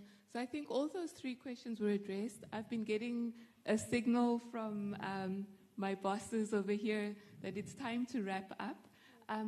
But I do want to give you an opportunity, 30 seconds at the most, if there's anything very pressing on your mind or in your heart that you'd like to share, just to wrap up this panel. So Dr. Urs, we'll start with you, then Honorable Kantema Gaumas, and we'll finish with you, Honorable, if there's anything you'd like to add. It's all about digital media to connect people together. Just imagine what kind of innovation we had with the book pressing machine. It allowed to distribute information. Now, the last 10 years have been about platforms. It was sharing information and connecting together. The next 10 years will be about ecosystems, where people share experience. No longer they just share information, they share experience. And so experience of products, experience of knowledge, experience of doing business. And so people can help each other to drive businesses and make it big together. And this is a huge opportunity. Thank you, Dr. Urs. Honorable Kantema Gaumas. Thank you very much. Mine is really just to encourage the youth out there to take up opportunities. Let us diversify. We should not only be limited to what we know, but rather also tap into this very rare industry in order for us to create employment for ourselves. Because we know that now where we stand is not only unemployment due to those who have not gone to school, but the unemployment number is very high in terms of the graduates. So these are some of the opportunities that we can tap onto. Thank you. And Honorable, you have the last word, 30 seconds. Yes, let me say this, that as I said, as young people, I'm relatively young as well. Although I'm not in that category of under 35, I'm relatively young. So we must believe in ourselves, in doing things, in entering into new entrance into business like this. And they have created in ourselves, develop that passion to get into whatever industry you want to, doing business. So, and also when you develop that passion, when even commercial financial banks, they will be able to look at your presentation, the way you say about things. You can't say, no, I want to do business, but the way you are talking, it's like somebody sent you to come and talk about it, or you just heard people are getting money from this bank for this. So you must even believe in yourself. You must believe in yourself, the first thing that you need to do. Thank you very much. Thank you, Honorable. So I think just to wrap off the panel, I think we could go for ages just talking around the policy issues, but also more so about the practical and implementation aspects. But I think some of the key themes that really came out are around coordination and making sure that across different government entities, but also across the private sector, and specifically in this case across the tourism industry, that we're coordinating and working together to make sure that we can upskill or reskill young people to be relevant and to be able to scale in the tourism sector. We've also spoken about a supportive ecosystem, so their policy making is going to be key. And I think maybe just to add, when we're motivating the youth to take that leap, that where they see that there's a need for changes in policy or changes in laws, to make sure that they're having their voices heard also. Because policies can only really be reformed when we know that there's an issue or there's a problem that needs fixing. So I think my point would really be to encourage the youth to look at the policies that would help support the type of ecosystem that they need, the type of innovations that they need to be able to really make a difference in the tourism industry across our continent. I wish we could go longer, but ladies and gentlemen, we have to end here. And hopefully some of these themes that have been picked up will be spoken about in future panels. Thank you so much for your attention. There you have it, ladies and gentlemen. Our very wonderful panel did a great job at dissecting this topic. Honorable Pohamba Shifeta, the Minister of Environment, Forestry and Tourism in Namibia. Honorable Emma Kantema Gamas, the Deputy Minister of Youth, Sports and National Service, also in Namibia, and Dr. Ursh Abisha, moderated by Madam Nangula Shiavali. Can we please give them a huge round of applause? Thank you so much, ladies and gentlemen. You are now welcome to leave the stage after your picture, of course.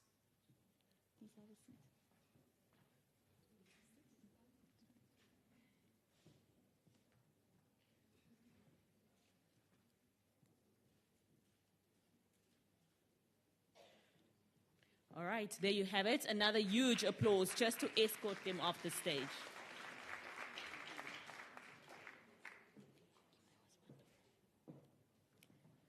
There you have it, ladies and gentlemen. It is indeed important that the youth realizes the great need to be innovative in order to strengthen the African tourism ecosystem.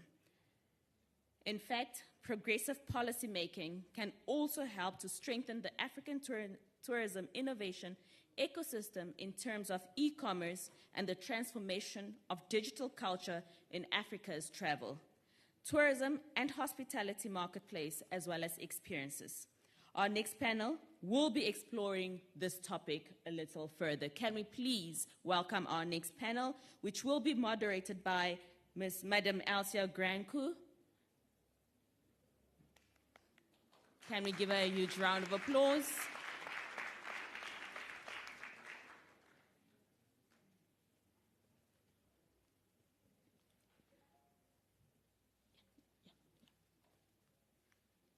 All right, Madam Granku would be joined by Ms. Wadamo Kaura, who is the head of environment from the UNDP in Namibia. Can we give her a huge round of applause?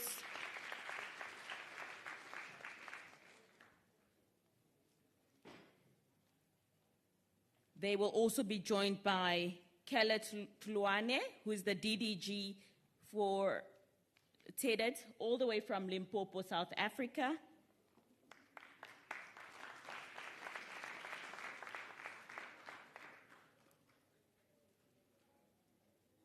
Alongside them will be Devota Mpachi, who is a lecturer for the National College of Tourism, all the way from Tanzania.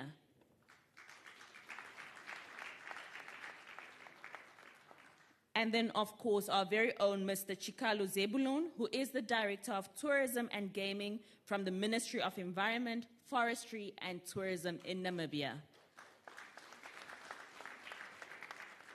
That, ladies and gentlemen, will be our second panel discussion for today. I do hope that they can keep it to at least 45 minutes if I am being kind. However, 30 minutes would also be really nice, all right? Please give our panelists a huge round of applause.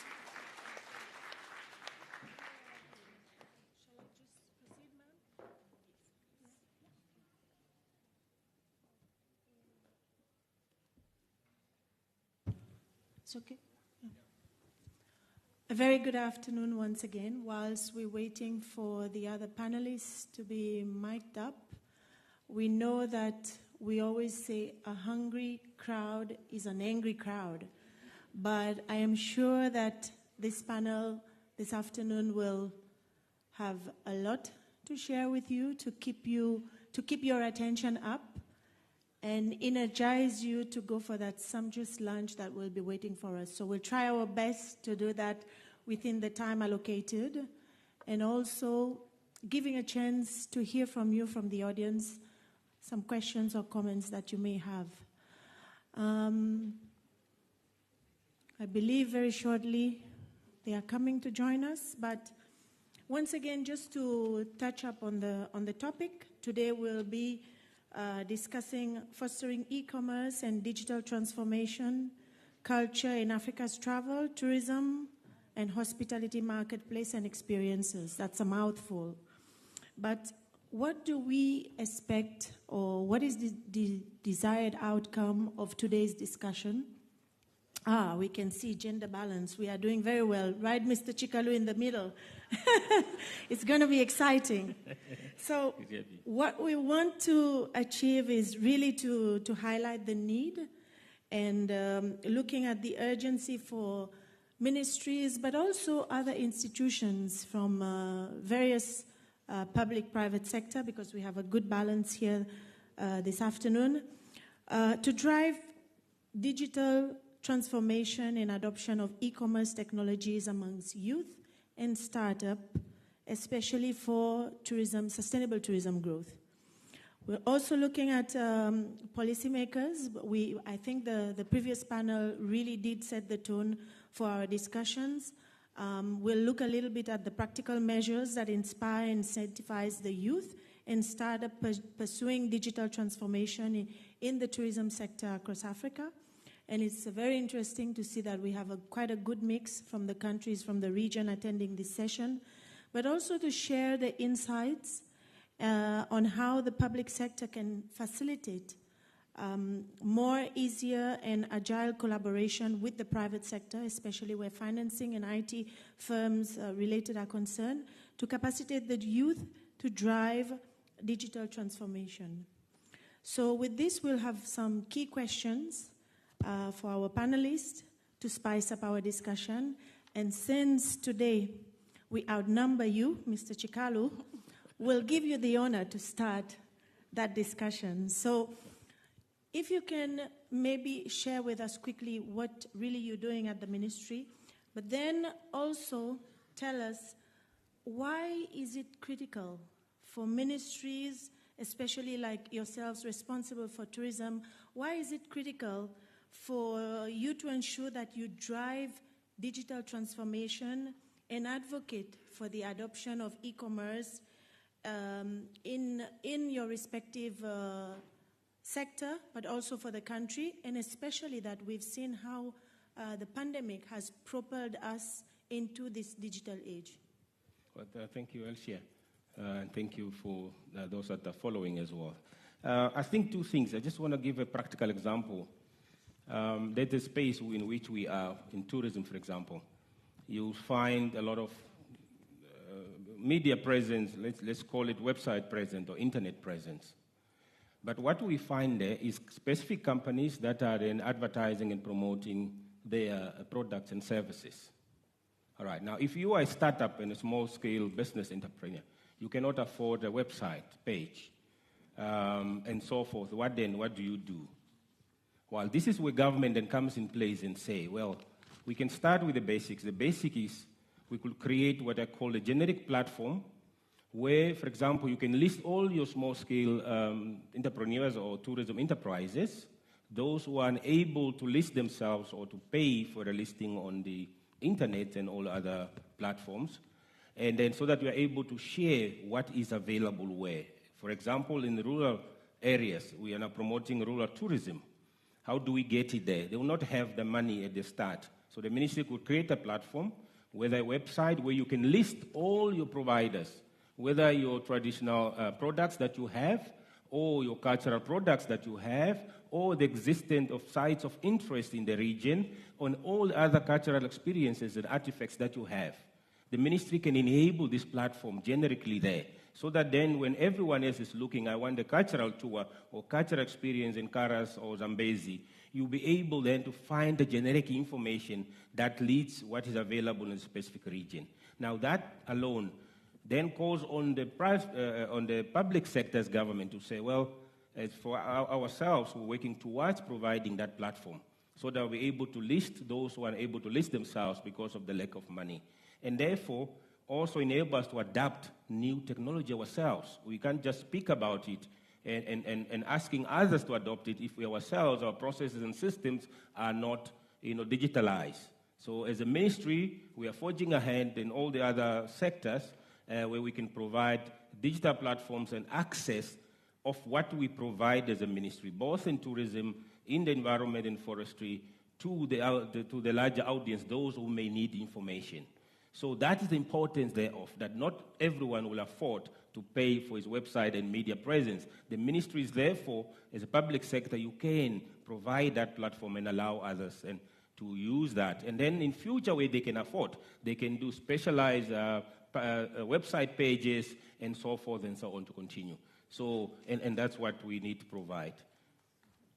Thank you so much. I think this is very important what he said, because we do say that tourism is a people's industry, and whatever we do, we are really pushing to ensure that it's the communities that benefits. And by giving these windows of opportunities, it goes and reach into places that we didn't even think about before. And that is why also at UNWTO, we're pushing this initiative of the best tourism villages, but by giving those that are less able to fund themselves that opportunity, I think this is the best way to go forward. And thanks to technology, it's really helping us to get into that space. Now, if I would turn to Ms. Devota, you are coming from a perspective of a tourism college. I believe this is where also it is critical for you to ensure that whatever is being taught at the college will help the youth and the students to be able to go out there and make good use of it, but also for them to come out with the appropriate skill sets to be employable whilst they go out in this immense sector that we have. So can you tell us a little bit from your perspective what are you doing specifically first, and then how you're driving digital technology into the curricula that you are teaching at the college? Thank you, Elsie. As the National Tourism College of Tanzania, we're an institution that is run under the Ministry of Natural Resources and Tourism. Now, in order to empower youth, especially those who are new in the business, we have introduced several programs to enable youth to become not only employable, because we know that in most of our countries, youth finish their education, especially university or college, and they are not market ready. They leave with the knowledge that we as academic institutions empower them, but they leave without knowledge and skills that can help them enter the tourism business and be employable, but at the same time also to be self-independent and open up their own business. So as the National College of Tourism, what we did is that we reviewed our curriculum to include entrepreneurship. And in the curriculum, what we do is that we introduce an apprentices program whereby students, while they're still at the college, we link them and connect them to the private sector. We've developed an excellent relationship with the private sector, especially lodges and tour operations. So our students, we provide them opportunity to go and work with the private sector, be it in a whole lodge, be it with a tour operator. And during that time, they spend 40% of the term working with the private sector. They are attached to mentors who teach them the basics of how to run a business. If it's a large business, then that college student will be attached to a certain department, whether it's the front office or food and beverage, but any department, and they are impaired with the skills. We give them the theoretical knowledge, but they need to work with the private sector. That's why the government of Tanzania acknowledges the important role of the private sector in growing the tourism sector in Tanzania. When the students... During the period that they're with the private sector, the owner of the business or the hotel or the tour operator would give the student a minimum allowance just to show appreciation. And they impart knowledge on how to work in that particular enterprise. And what we do as an institution is that we follow up to see that the knowledge has really been imparted. And in some cases, we have been able to get more than 400 students who finished at our institution and who were able to be employed directly by the private sector. We have another pair of about 300 who finished at our institution, and we were able to take up and open up their own businesses. They're taught not only about entrepreneurship, but about protocol, about different types of tourism products that they, as youth can take up and run. We want them, when they finish their program at the college, that they become market ready and employable, and also they can become independent. We also have excellent relationship with financial institutions who come and see the students before they graduate, and they give them the different options of how they can source funding from those financial institutions. So it's a program that is very successful, not only practiced by my institution, but other universities and colleges are also taking it up. Unemployment is a problem that exists in Tanzania, and that's why the government has engaged institutions, engaged the private sector to think that we solve that problem together. Excellent. Excellent. Excellent. You raised some very pertinent points. First of all, having that public-private partnership is very critical. Unemployment, I think, across the board, everybody faces that challenge, and especially that is why it is important to capacitate the youth. And I think Tanzania, to me, you serve as one of the best practices, and this is why we are here, because we need to hear of what the others are doing. And let's speak on what works for them and see how best we can adapt it to our own circumstances. And I think this platform really allows for this, for that networking, for the sharing of experiences. And I think, yeah, Tanzania deserves a round of applause for this. You also mentioned on mentorship, which is very critical, and access to finance. And once again, as I said, the follow-ups that is being done when we send the youth out, it's very important to follow them very closely and then ensure that there is a good follow-through that comes behind from it. So if we move to our next speaker, right next to me here, Madam Kelly Tiwani, I hope I spelled that correctly. Maybe from your perspective, if you can tell us how really what are you doing to motivate and incentivize the youth and the entrepreneurs who are pursuing innovation, especially in the tourism sector, to grow not only the tourism arrivals, but the receipts as well in the region? Thank you very much, Alicia, and thanks for Kochu and the partners to have invited me to be part of this session. Greetings to the established protocol. It's my maiden appearance in Namibia. I'm looking forward to explore Minister NDM, the warm and friendly Namibia as indicated. Definitely, I would want to bring my family back as well. I'm from Limpopo, Economic Development, Environment and Tourism in South Africa. I'm heading the program for environment and tourism, but I also sit on the board for the Limpopo Tourism Agency, which is our entity that is responsible for destination marketing. We do engage with all the partners when we go to the trade shows and to all the opportunities that allows us to participate as a sector. Just to share what we do from the Limpopo Tourism Agency and our provincial department, we have given our DMO LTA a mandate to make sure that in the 4 campaigns that we run in the year as a tourism entity, we do 4 campaigns: Easter campaign, winter campaign, summer campaign, and the tourism month campaign. They have a target where they have to ensure that youth compose the majority of the delegates that do participate in such campaigns. And I'm happy to indicate that one of our content creators that is part of our 4 campaigns is here with me today, who is now going to be able to interact with the youth in the afternoon session in terms of what we are doing.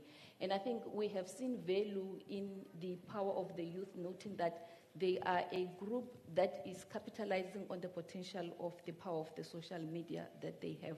And I should think that with what they are doing in that space, they will be able to share with us how powerful the digital transformation is. And I think them being the content bloggers and able to curate the stories and capture those tours that are able to show the destination in terms of what we are promoting, we are able to do that. But part of what we are doing from the government side as well, the previous panel has indicated the lack of funding, the access support that we provide to our youth as well to make sure that they are part of us to access the market.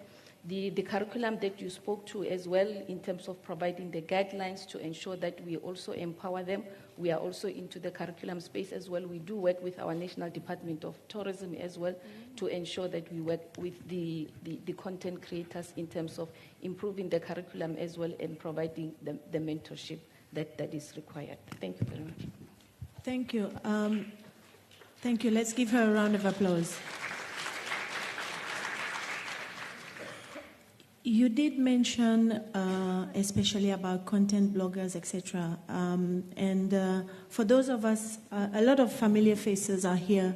We've heard the narratives that we've talked about before, and especially at UNWTO, we also have within the Agenda for Africa the topic of branding Africa. In fact, we had the very first conference here in Namibia, and it was right within the COVID-19 pandemic. And thank you to Mr. Chikalu, the ministry, of course, for having made this possible. But I say this because we are all Africans, and we always talk about the need and the importance of shifting the narrative about our confidence. We have to now show Africa through our eyes, what we experience, because we know that we have exceptional success stories, and it's our youth that will help propel this for us. So that is why it's very good what you say, building the capacity, getting them to create the content, and showing what is going on the continent so that we can own our own narrative and also continue to show the beautiful things that is happening on our continent. And again, what you say, it speaks also to what we are doing at UNWTO, especially to work with governments to mainstream tourism in the national secondary curricula. And I think this, again, speaks directly to the youth, because most of the time we find that, and I think Minister alluded to this in the beginning, that sometimes at this age, we don't know where we want to be in life, in future, which career to choose. So having these guidelines, these support at the very early stage is very critical. And I do hope that today's discussion is really resonating with some of the youth that are in the room today.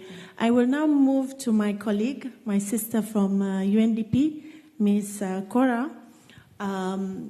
Within the UN framework, we work a lot with UNDP because you give us the support on the ground, especially to be able to facilitate and help the member states set up all the projects that they come to us. Can you tell us what has UNDP here in Namibia been doing, especially in the field of tourism? I know your colleague, Ms. Alka, is also very passionate about this sector.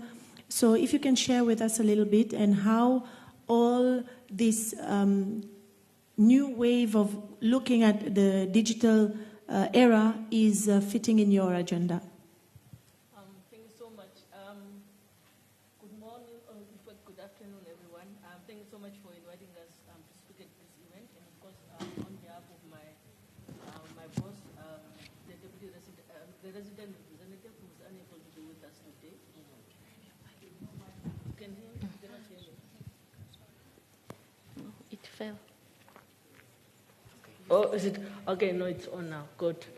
So, yes, good afternoon once again. So I'm speaking on behalf of the UNDP resident representative who's unable to be with us this afternoon.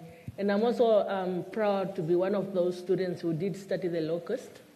I am glad that I did.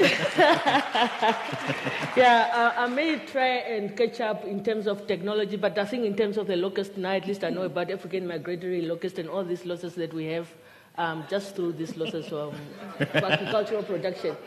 So in any case, what UNDP does, we work with the Ministry of Environment and Tourism very closely, but specifically for them, we just work hand in hand in terms of the provision of technical assistance or financial assistance where they may need.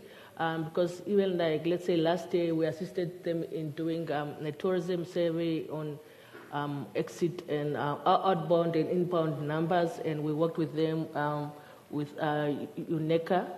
And then through these studies, that's where you always know like what type of tourists come into the country, what type of money do they bring into the country, and which businesses do they go to, the areas that they go to, so that we also better prepare for different tourist arrivals. But also at the back, this morning somebody talked about nature-based products, something that they're selling in the north.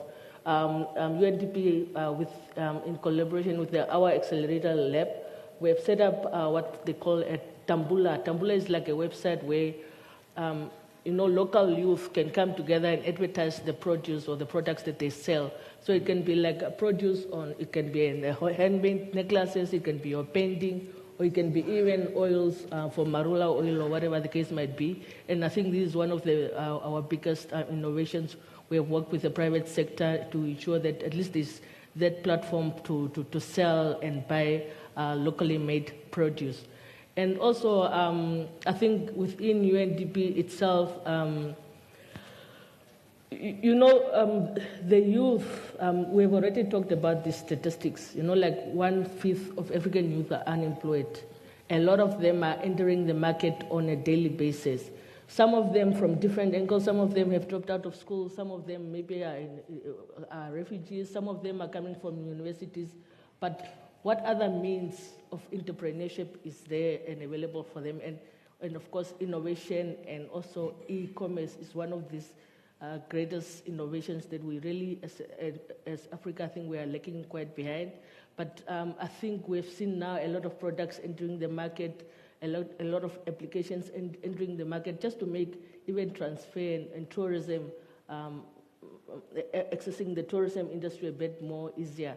We have come here from Windhoek, some of us, and you didn't even have to talk to anybody. You just used an online platform to book for your accommodation, and such platform, and even for your transport. And such platform for us, I think it is something that UNDP is supporting. It is something that our accelerator labs are working very closely with, and hopefully by the end of the year, we should have a few products here and there.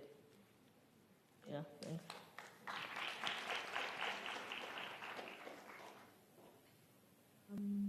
Can you hear me? Okay.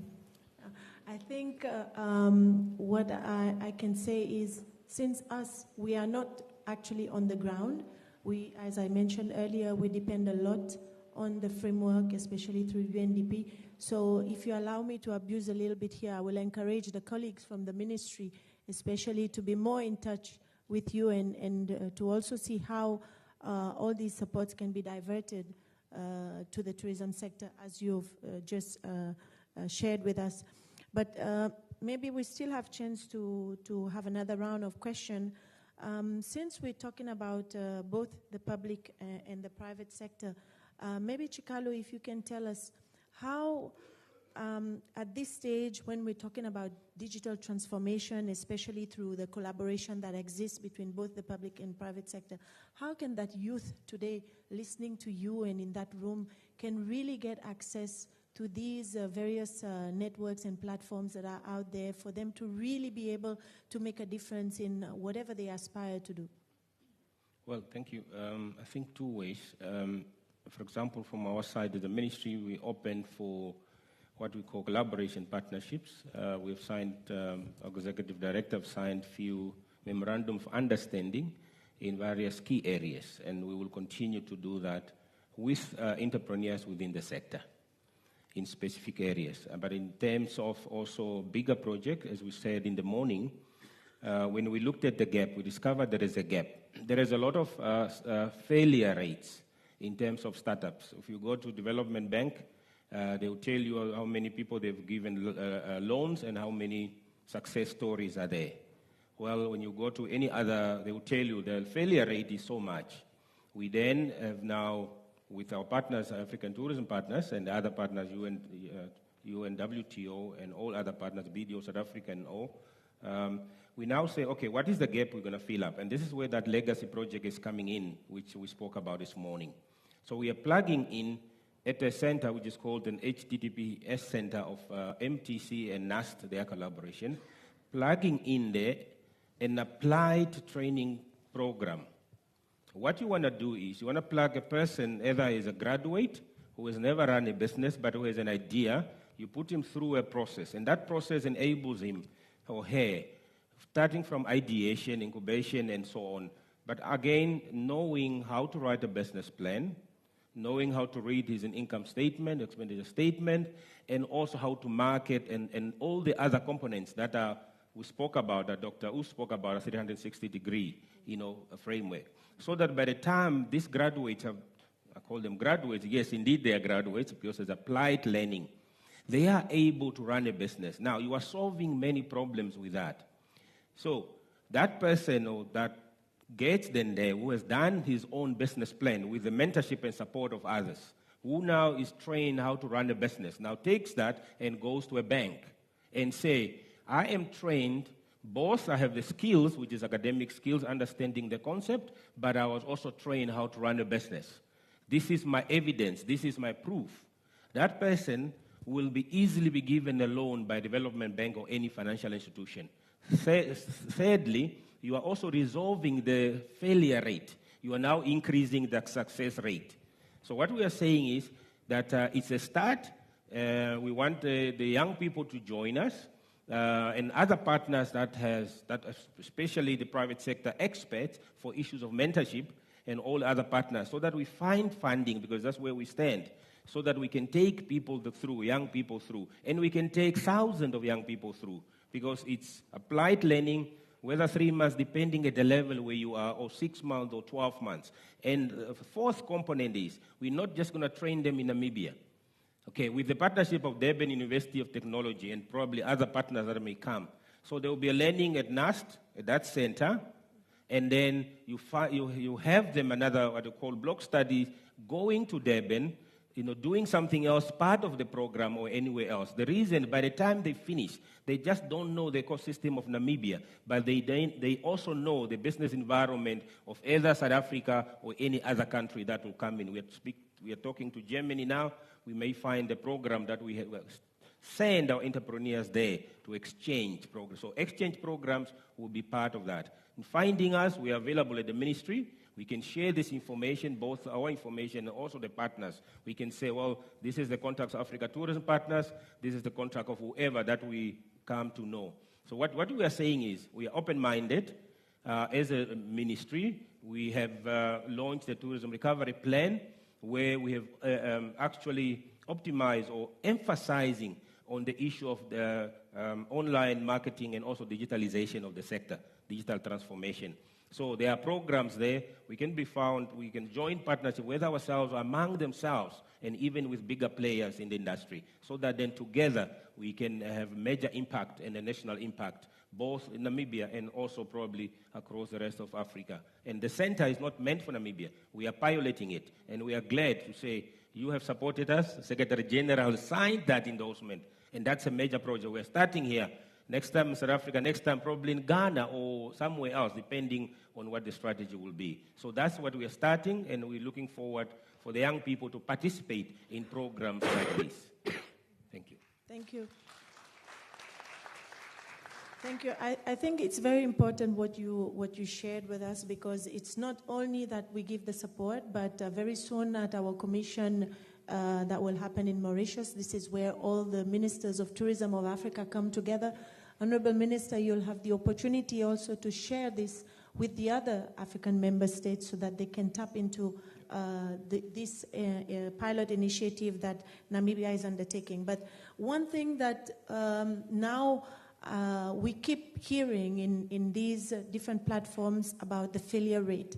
And I think it's important that this the youth, the entrepreneurs that are here also take that into account, because we have to fall many times before we get it right, and it's part of the process. So we have to just pick up, relook at it, and continue to forge ahead. So I think this is an encouragement, especially when you talk about the importance also of training, which also bring me back to you, Devota, because we can see that, yes, there's quite a bit going on in the college where you are, but we all know that tourism is a sector. We say it's important because of the socioeconomic aspect that comes with it, but it's never that first choice, isn't it?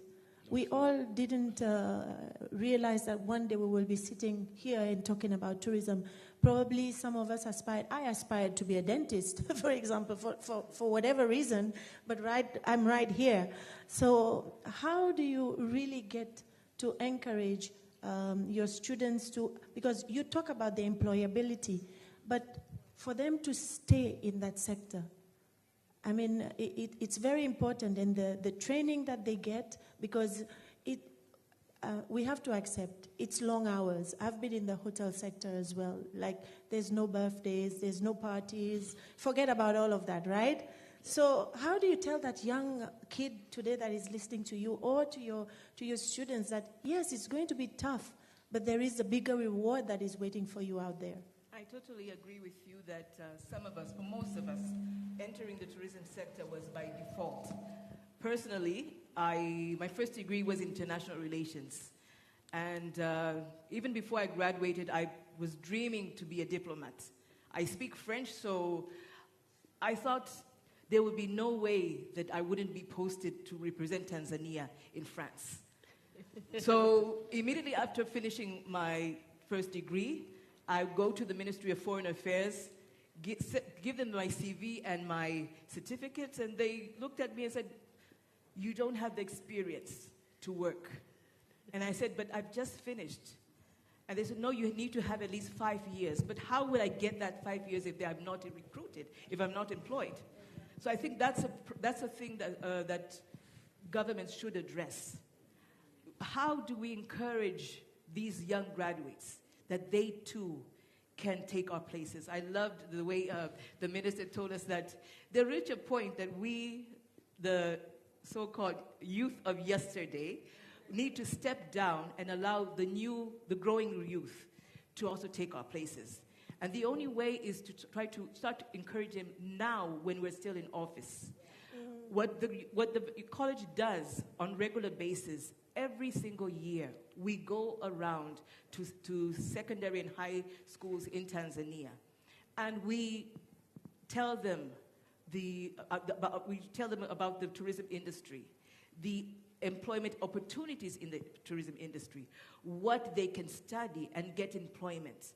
That's why we're trying to push the agenda of them being market ready, so that they can be employed or can given official employment, but also to be self-reliant, to be self-employed, that they too can venture into the tourism industry and succeed and be a success in tourism.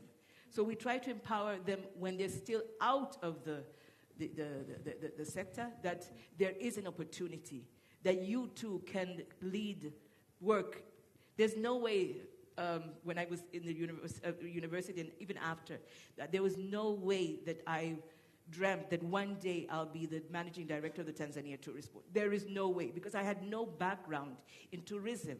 There is a time that people who worked in the tourism sector, somebody would say, "Oh, you're in tourism? Yeah, what are you doing?" It's like front office, laundry service, waitress, and you didn't need to have a degree to do that. Anybody could do that.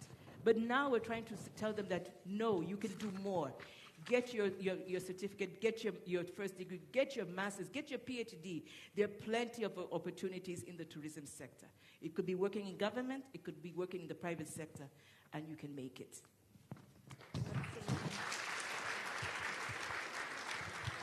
Absolutely, and we will all agree that tourism is a sector that is really transversal, and I think COVID made a lot of us realize this, because when the travel stopped, everything else stopped.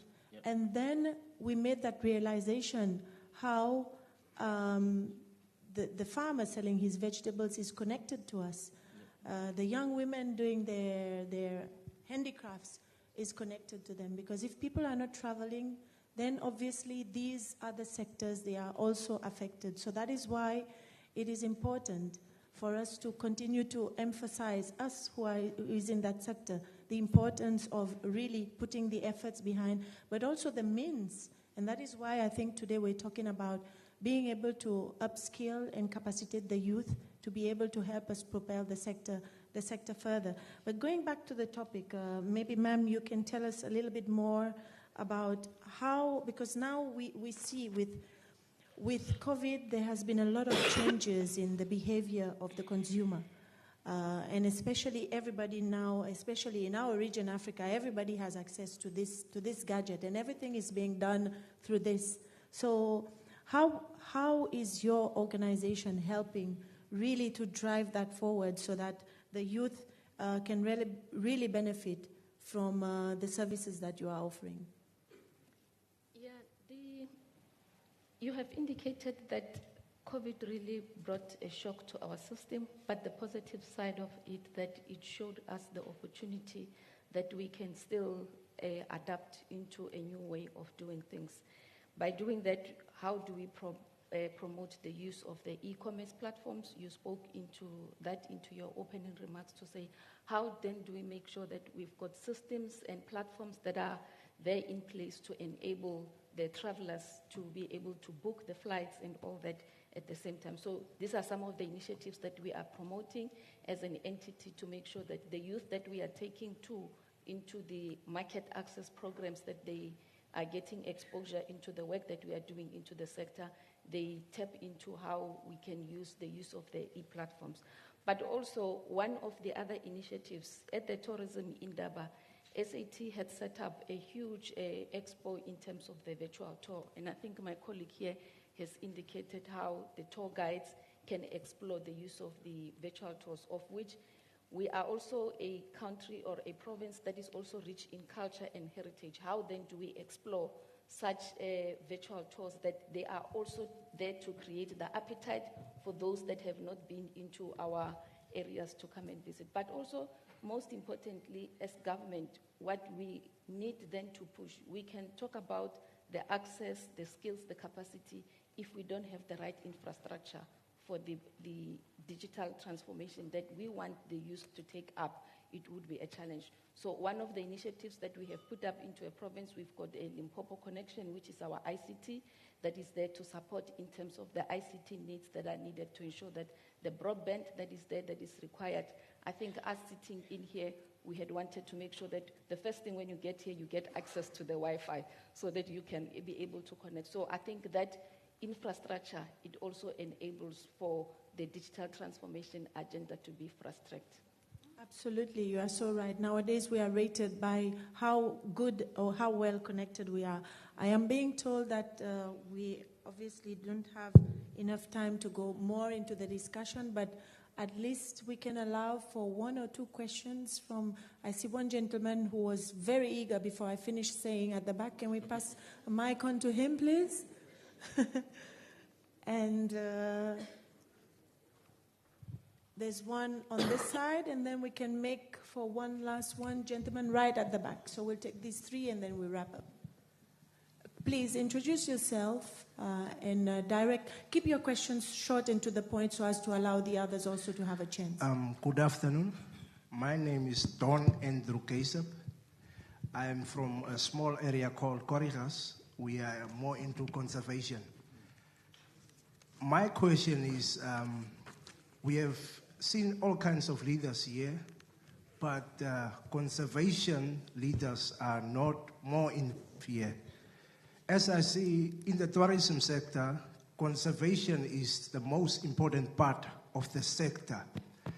And the narrative here is, in the conservation areas, some of our leaders don't see platforms like this very important. I had to fight my way through to make it clear, because our conservation wouldn't allow us to come here, but I had to present to them that platforms like this are very important for me and as well as for the conservation. Government is putting a lot of money into conservation, but yet we are talking about obstacles like training, marketing. So if conservations are enabled with policies to get youth involved in training and marketing offered by the conservation, it will be also less strain on the government. So conservation has to be more involved into platforms like this. Thank you. Thank you. Next question, please.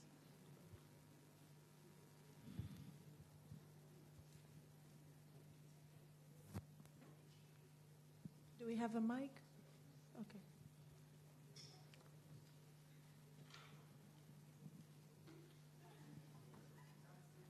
Yes, thank you so much. My name is Maria de Conceição Lawrence.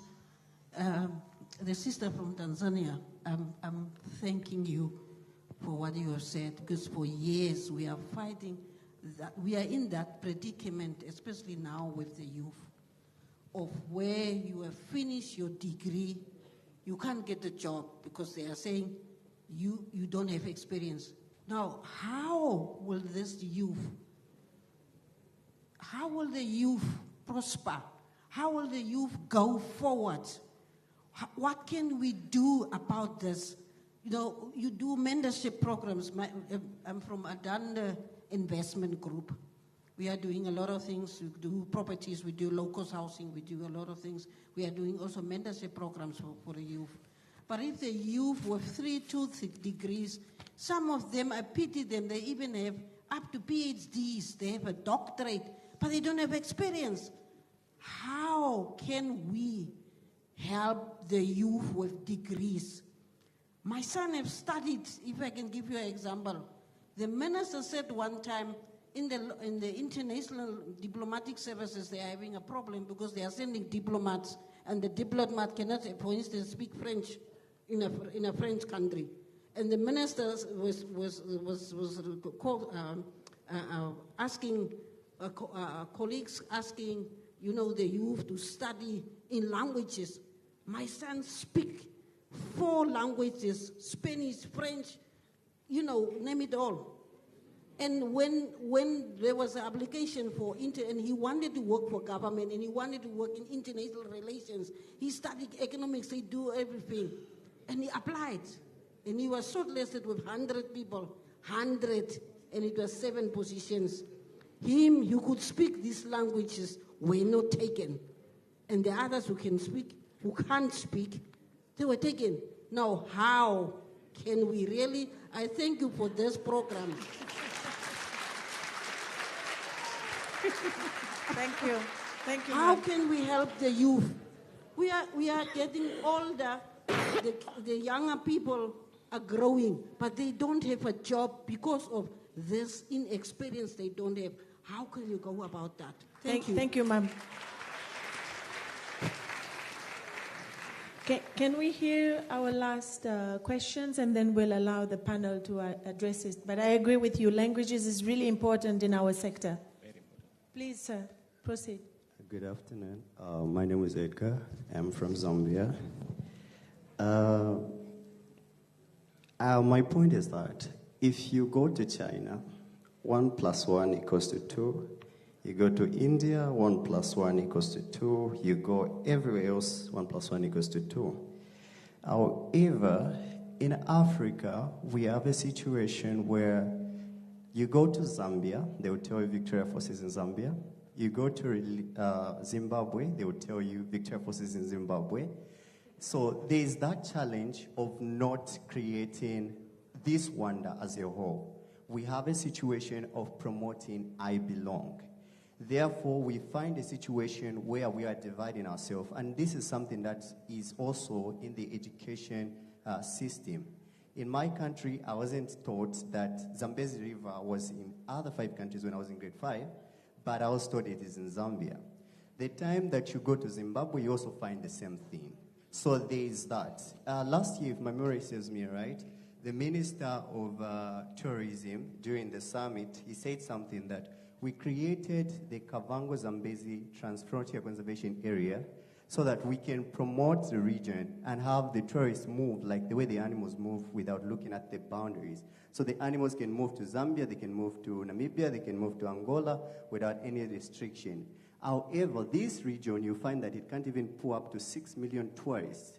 The reason is because everyone is looking at their country and not they are promoting the whole region as a whole. So my question is that, is there something that the government can consider or can do to make sure that we have one language in the tourism system and the education system? Thank you so much. Thank you. Thank you. Chikalu, do you want to start with the first, question, comment that the gentleman had in regards to conservation? No, I think, sorry.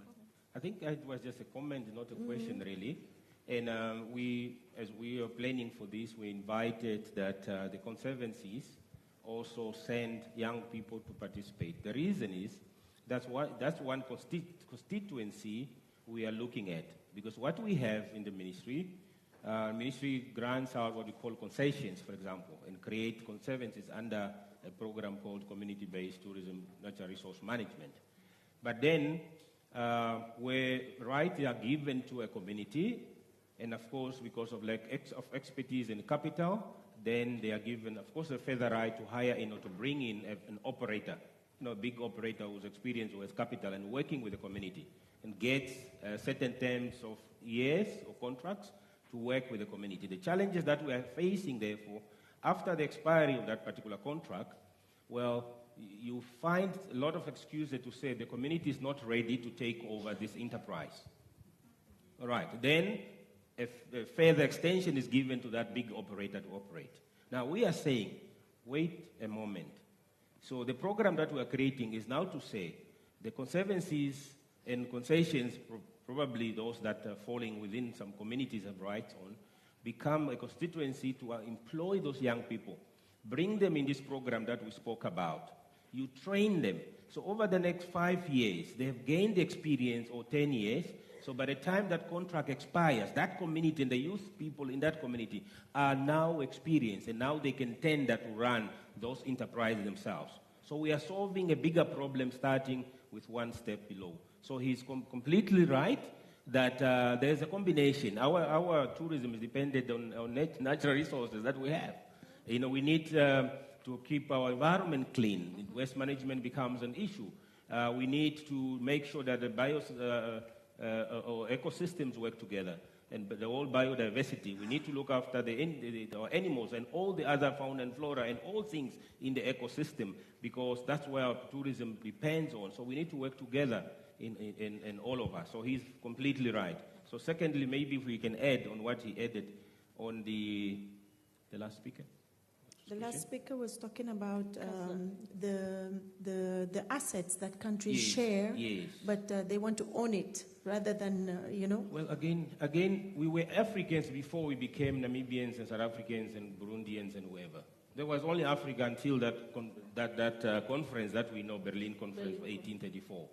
That's what we are. We need to mentally to be, emancipated, to realize we are not Namibians. We are first Africans before we became Namibians or whoever we are. That's the good language we need to use. Now, with that in mind, for example, an example that I can give for ourselves, we've signed, or the ministry has what we call Transfrontier Conservation Parks. Within those Transfrontier Conservation Parks, there is a tourism component. We have signed one, of course, one with South Africa, the protocols, with one Angola, Skeleton Coast, and Iona, and South Africa is selected felt, and now we are with the 5th country, which is Kaza, which is your biggest conservation area in the world. So what we are saying there, we're now working at what we call tourism uni-visa. Okay, Zambia and Zimbabwe are on.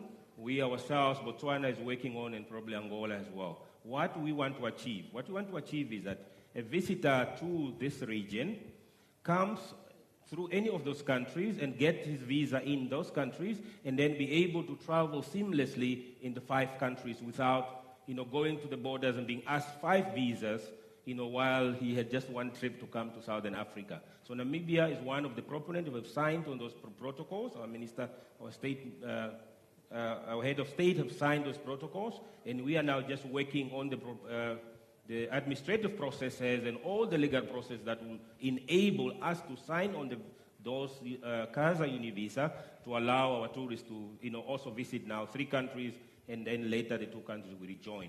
So we agree with that language.